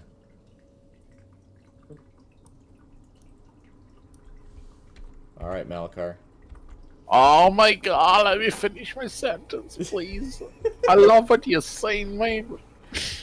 Alright, hit me. And and as you're fighting these shadows, you blink. And you realize you're standing on a ruined street. The sky is black, the buildings burning to ash. The banners of Fuelcom are in pieces, and it appears to have been destroyed. And in the center of this destruction, a massive bonfire smolders. Shrines to Leviatar have been burned. Symbols of your faith reduced to embers. A voice speaks behind you. This place was weak. And as you turn, Leviatar steps forward, her whip dragging against the ground, leaving cracks in the earth. They never truly worshipped me, so they were punished.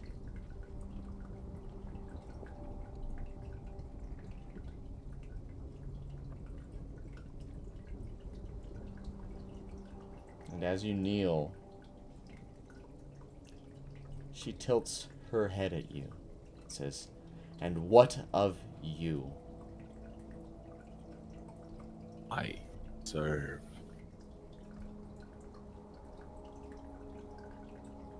Do you? The ground begins to tremble and her whip begins to curl, rising as she says, "Your faith is weak. You are weak."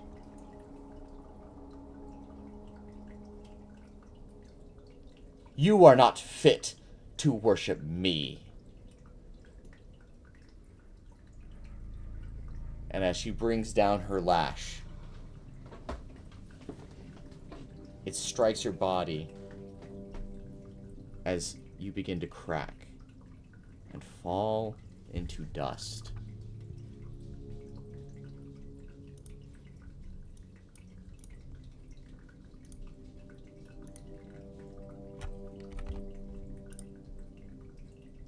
And as you open your eyes, you find yourself in a darkened area. But not so dark. It seems as though there's some light emanating from around the room. But you are face to face with what looks to be your shadow. And I need you to roll for initiative and open your map. Okay.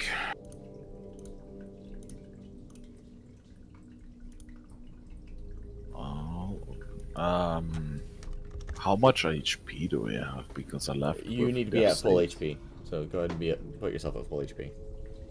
Okay, so I hit the longest button. Sure, that works. Alright.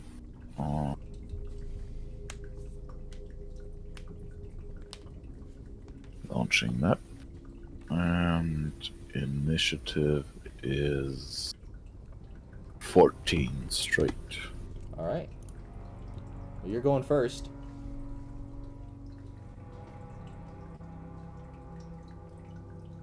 You are face to face with yourself.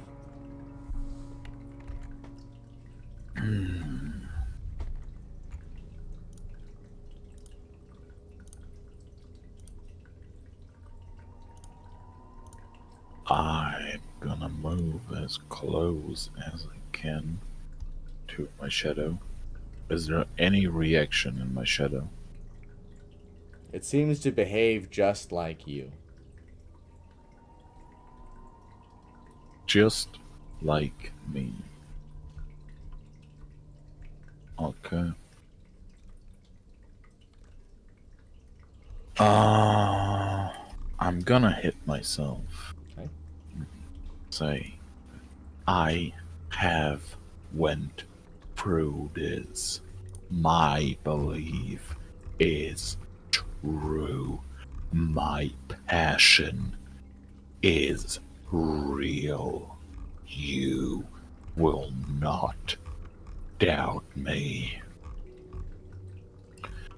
And I cast Channel Divinity Hardened by Pain on me. Just why not? Because I'm hitting myself anyway. Okay. I'm gonna do 2 damage to myself. And I'm resistant to physical damage. And that's gonna be my turn. Well, bold of you to assume it's physical. It's not gonna be physical damage that it does to me, but Alright, yeah. well, it's going to step forward and try to attack you with a flail. As it gets a 20. That's it. That's it. You take 6 damage. What damage? Psychic damage? Physical damage? It's physical damage. Oh, so it's reduced by half. Great.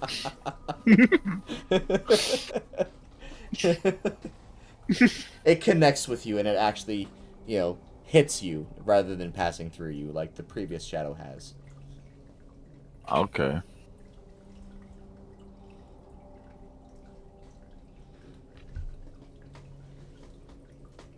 Is it my turn? Yeah, it's your turn. No, hang on. Let me actually move. There we go.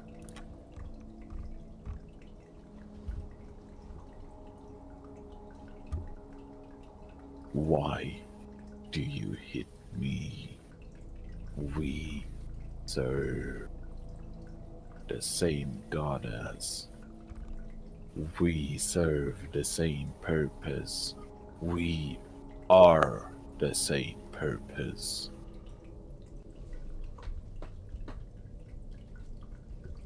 I'm waiting for a reaction from the shadow. It's not going to I react. guess nothing. Nothing. Yeah, it doesn't react. That's my turn. That's your whole turn? Yeah. Okay.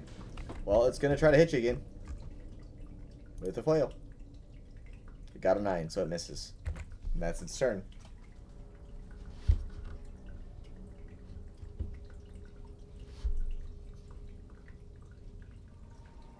Gonna walk around it. Do you want to be punished? Do you need to be punished? What is your purpose? I guess it's not gonna respond, Yeah. obviously. It's not going to respond. Is there a chance that I can roll like an insight check with disadvantage or something? You can just roll a regular insight check. 16. It seems as though it just it's trying to fight you. Hmm. It seems as though this shadow has shown you all that it believes you need to see. Okay. Fight it is.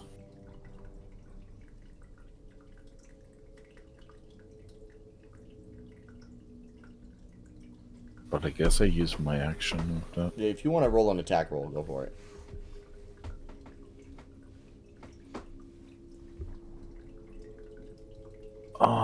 Because the faster this thing dies, the faster I can move on to Malia.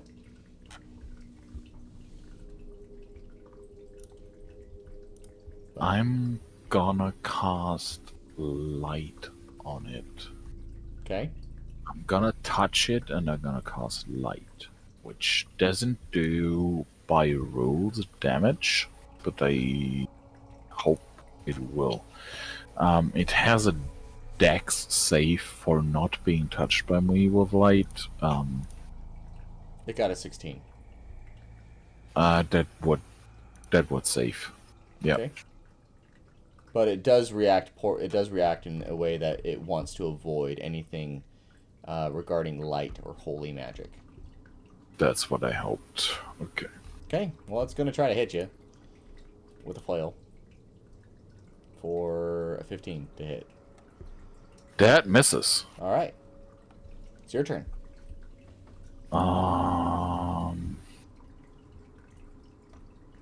You know what? It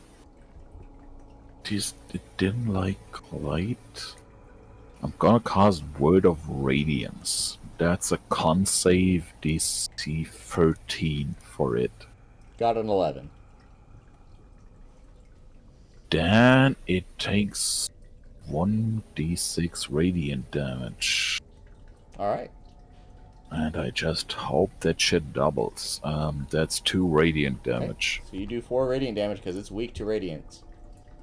Ah, that's where I was going. Okay, that's my turn.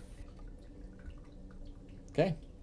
Well, it's going to use a spell as well, and it's similar to Word of Radiance, except it's not radiant. So I need you to make a con save. It's Word of Pain. That's my Word of Radiance flavor. Word of Pain. That's an 8. Okay. As you How much take necrotic damage do I take? 6 necrotic damage. Gotcha. Okay. Are these cantrips? Yep, that's cantrip. Yep, that's a cantrip.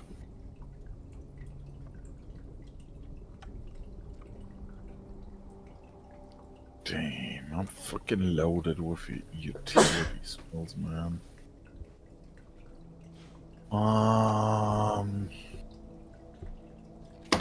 You know what? I'm gonna try the light spell again. I'm Okay. gonna try to touch its face and light it up.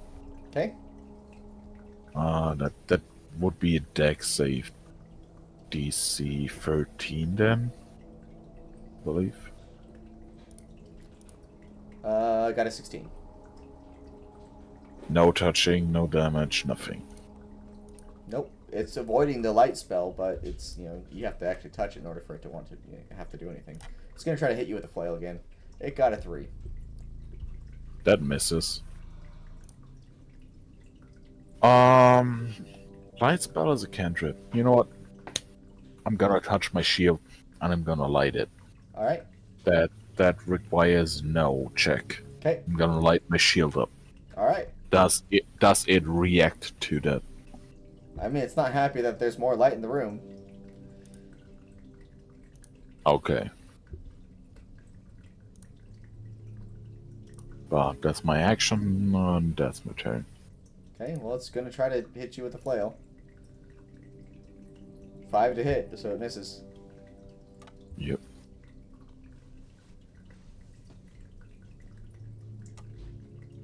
Its AC is only 14, so...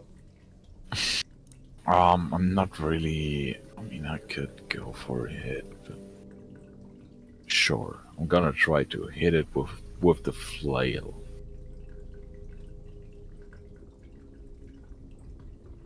$14. Alright. Well, let's just say, you imbued your flail with light magic, right? Meat to beat. Yeah. You imbued your flail with light magic, right? Right. Right? Right. Okay, so how much damage does it do? 1d8 times 2 minus 1, I believe. Great. So that would be 1 plus 1 minus 1. So, 1... Okay, roll damage again. Oh, that's a max roll. There you go. You do 14 radiant damage to the thing. Great. There we As go. a light, as you hit it with this lit up flail, it begins to shriek in pain. And it's going to cast darkness on its flail and mimic you, and it's going to try to hit you with a 3. I have been through this. You will not scare me.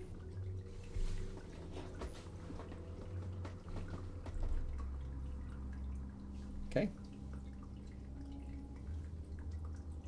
What action are you taking? I'm gonna hit with my light up flail. Alright. Smack him in the face.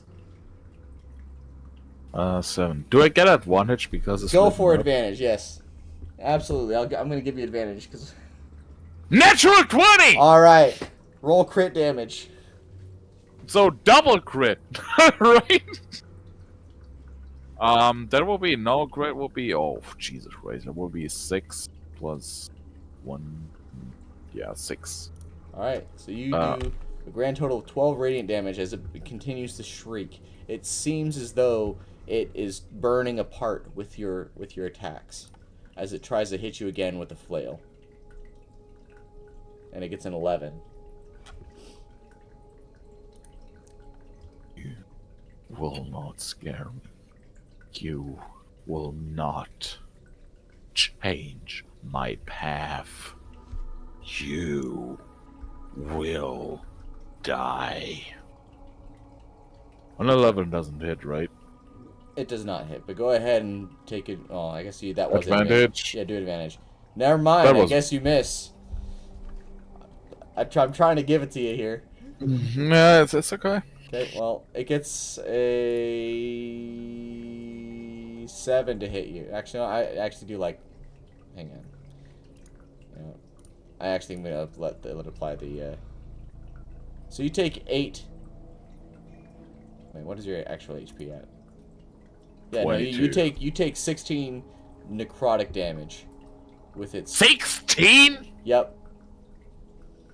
Because it lit up its flail with darkness. Or I guess it darkened its flail with darkness. So it's doing necrotic damage. And it's desperate to try to beat you right now. No. I have been through this. You won't beat me. Alright, hit it. Play Smack him in the face. That hits. 15. That hits. Right. Gotta do at least 3 damage to this thing. There you go. It's 4 doubled, so it will be 8. So and as you hit it, it begins to burn away and shriek as the shadow dissipates. And the room gets dark. As darkness claims you, you get a long rest. But if you want to flavor anything or say anything, go for it. But No, I was to ask if I can cast immediately Cure Wounds on me, but if I get a long rest, yeah, you're gonna get a long rest. But yeah, I have been through this.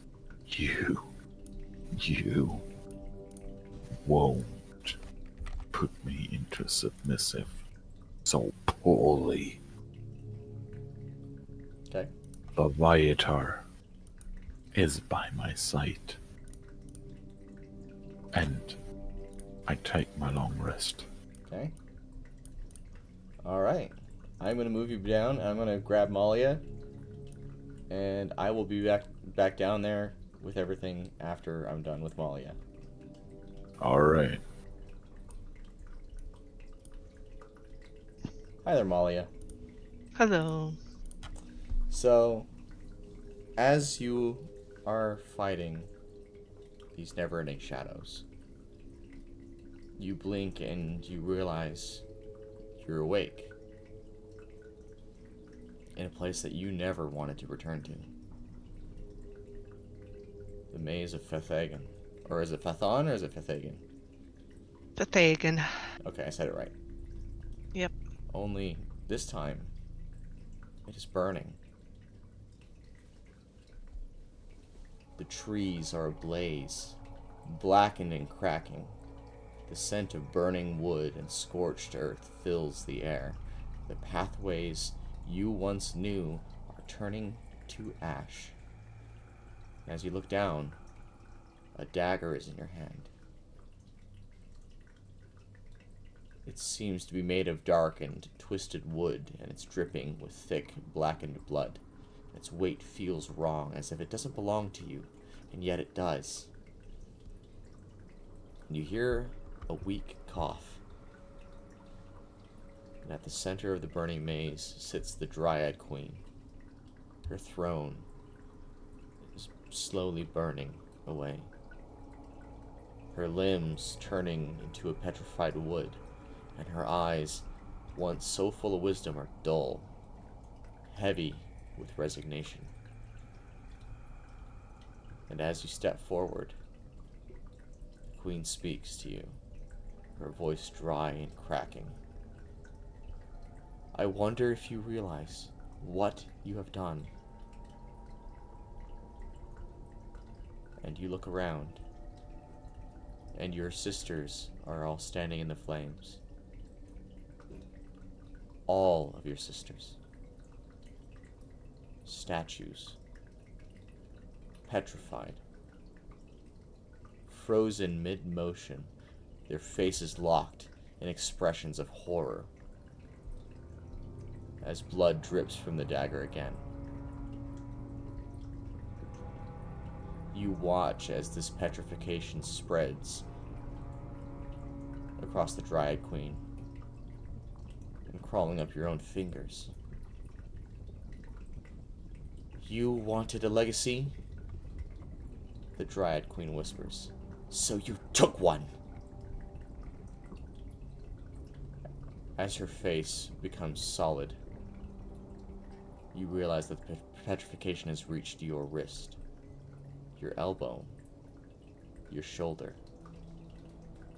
The flames begin to dim as your sight begins to fail, the maze crumbling.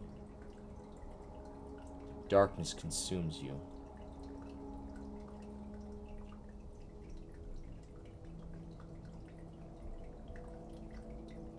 And as you open your eyes, you realize you're not in the burning maze anymore. You're standing in an ethereal void. Your shadow self waiting for you. As it tilts its head, smiling at you. Go ahead and open up the map and roll for initiative.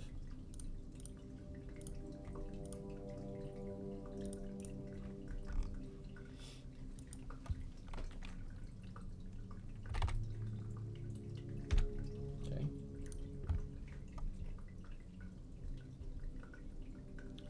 And it's going to pull out a short bow and fire at you with a 19 to hit. Yeah, that hits. Okay. Does 9 damage. Okay. And make sure to put your health back all the way up to max before you apply the 9 damage. Okay, just how do I get my health back?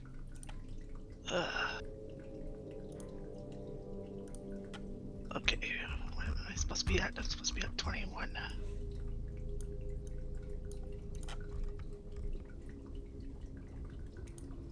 Oops. Don't know if this is working. Apply There we changes. go. Yeah, it looks like it's There we working. go. Okay, 9. Okay, yep. Okay.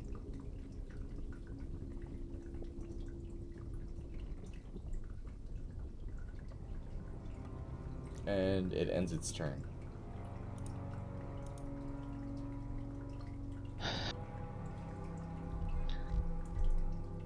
Malia's gonna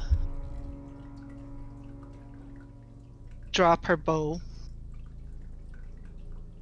She's gonna drop the dagger.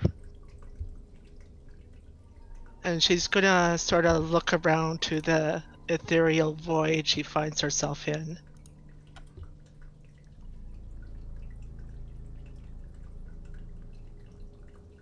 And just say, if this was truly a test of the heart, you would have given me choice, an option, an opportunity. You did not dictate my path.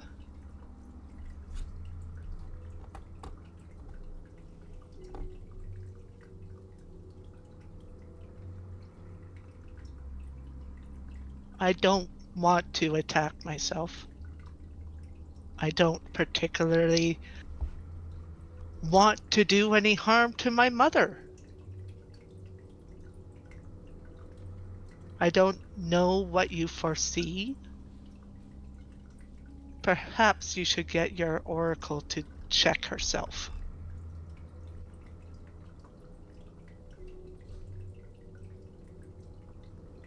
And you are met with silence.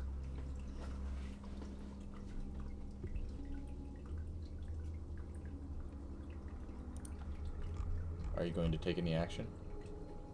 I'll take the dodge action. Okay.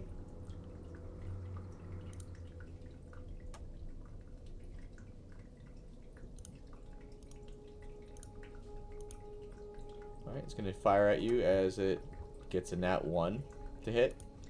It's going to take 1d4 embarrassment damage. Because that applies. It hurts itself in confusion.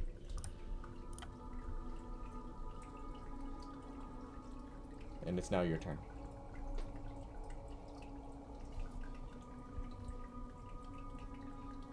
She would like to look around the room because there has to be another path. There has to be another option for her. She wasn't allowed to investigate or pursue other opportunities before. She wants to take that opportunity now. Okay. You simply find that you are in an ethereal space. You are surrounded by what looks to be flames. As if this is some sort of battleground within your mind.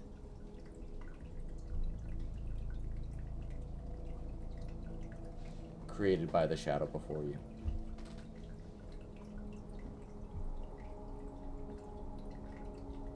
I can't change the will of the shadow. If it wants to fight, I don't.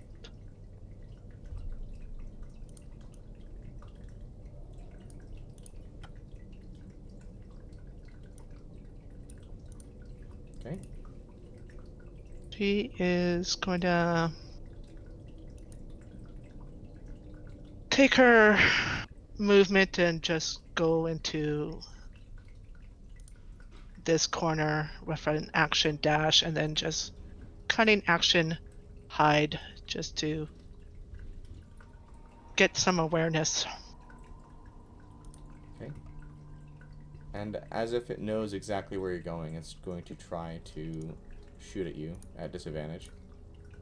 Oh, I didn't take the dodge action this time. Oh, well, I mean, if you're using the hide, I'm forcing it to take disadvantage.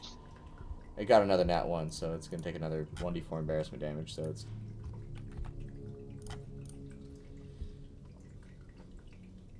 And it's going to move towards you.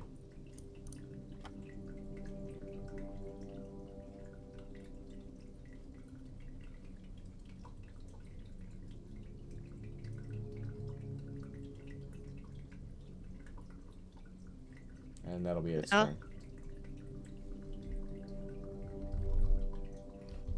I'll use my cunning action to dash and just move up to it.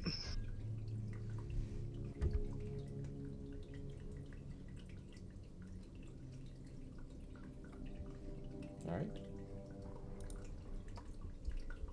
I don't believe you are the true test.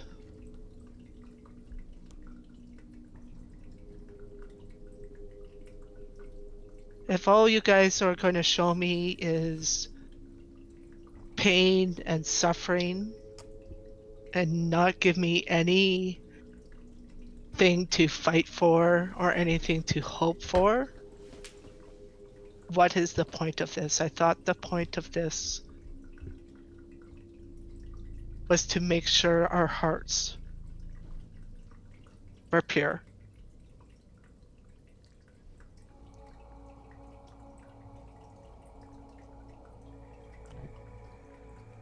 And she'll just place a hand on her own shadow. Okay. It's going to pull out its rapier and it's going to strike at you. Mm-hmm. With a 13 to hit, which misses. Mm-hmm.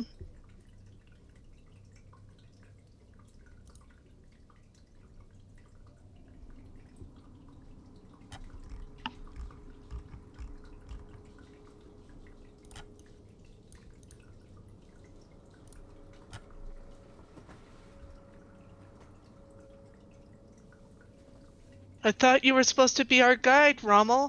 How come you're not answering any of my questions?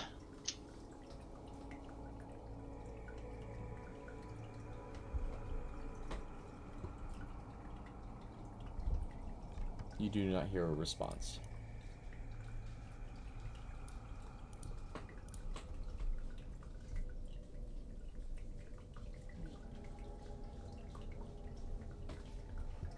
This shadow can continue to attack me, but It is not a true portrayal of me, because I would not attack an unarmed person.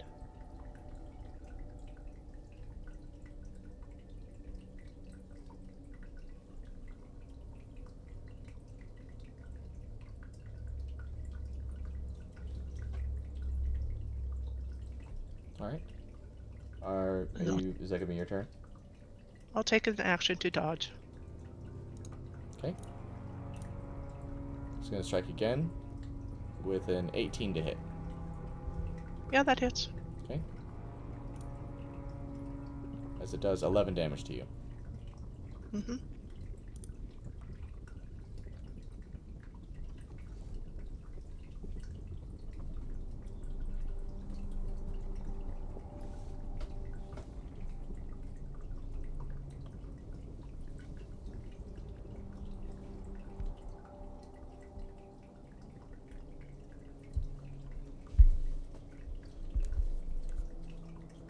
I'm going to use my action to use Druidcraft as part of my lineage spells.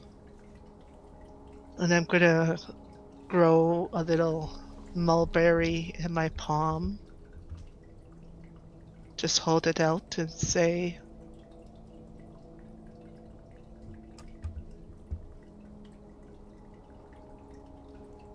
everything you've shown me might have been true to who I was, but I've taken a different path now. If you still decide this is some sort of punishment or trial that I must face, go ahead. But the mulberry is falling, and she'll let it drop to the ground. And the shadow's gonna strike. Mm-hmm. 14 to hit, which misses. My armor class is 15. So it misses. And the mulberry hits the ground. The shadow does not care. Well, the whole point of this is not about what the shadow wants. It's what I want. And you're not me. None of that was me.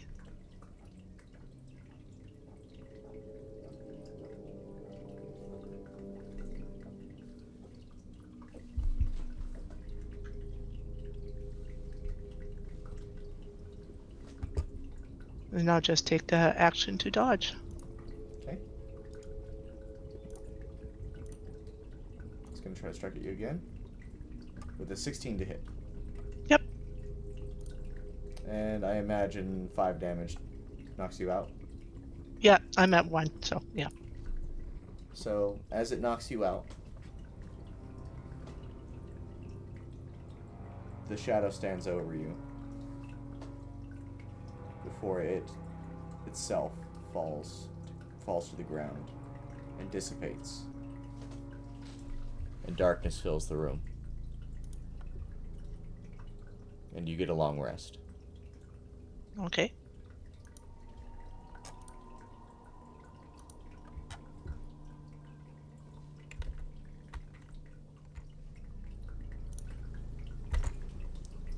Long rest taken. Alright. I'm gonna move everyone back down. So move Kenku down, move you down, then I'll move myself down. Alright. Oh, hey! So Hey, I won him $30. oh nice. Well I'm still currently Yeah, man. I'm still, Thomas is my fucking golden goose. I am I currently love still streaming, so Oh, No more then talk about beware this. of this. but yeah, just to clarify, everyone gets a long rest and everyone's going to get a level up. Ooh. Oh, Yeah. yeah! Oh, nice. Oh. Okay. And for those of you that made it through, expect a DM, and I'm going to be sending you some information. Right. Gotcha. But everyone also, in addition to their level up, everyone that succeeded, and no, actually no, it's not yet. It has to not. It's everyone that Yeah, so everyone gets a level up, and everyone gets a +1 to whatever attribute they want. Oh, thank you.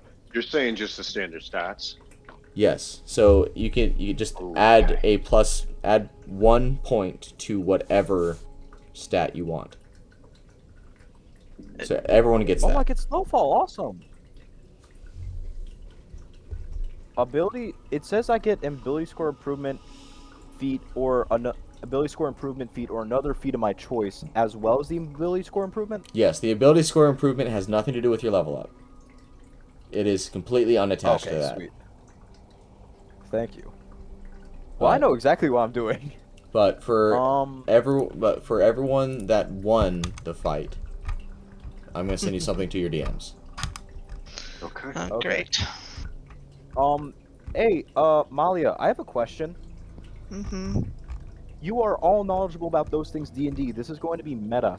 What feat should I take that way I can increase my wisdom modifier possibly? And I'm gonna go ahead and stop the stream because I think we're all done. Unless anyone has any questions about what happened during the stream, or if there's anything that's relevant to the stream. But I'm gonna go ahead and stop the stream because at this point everyone's made it through. Oh, good. Okay. I am completely good, yeah. All right. I'm stopping the stream.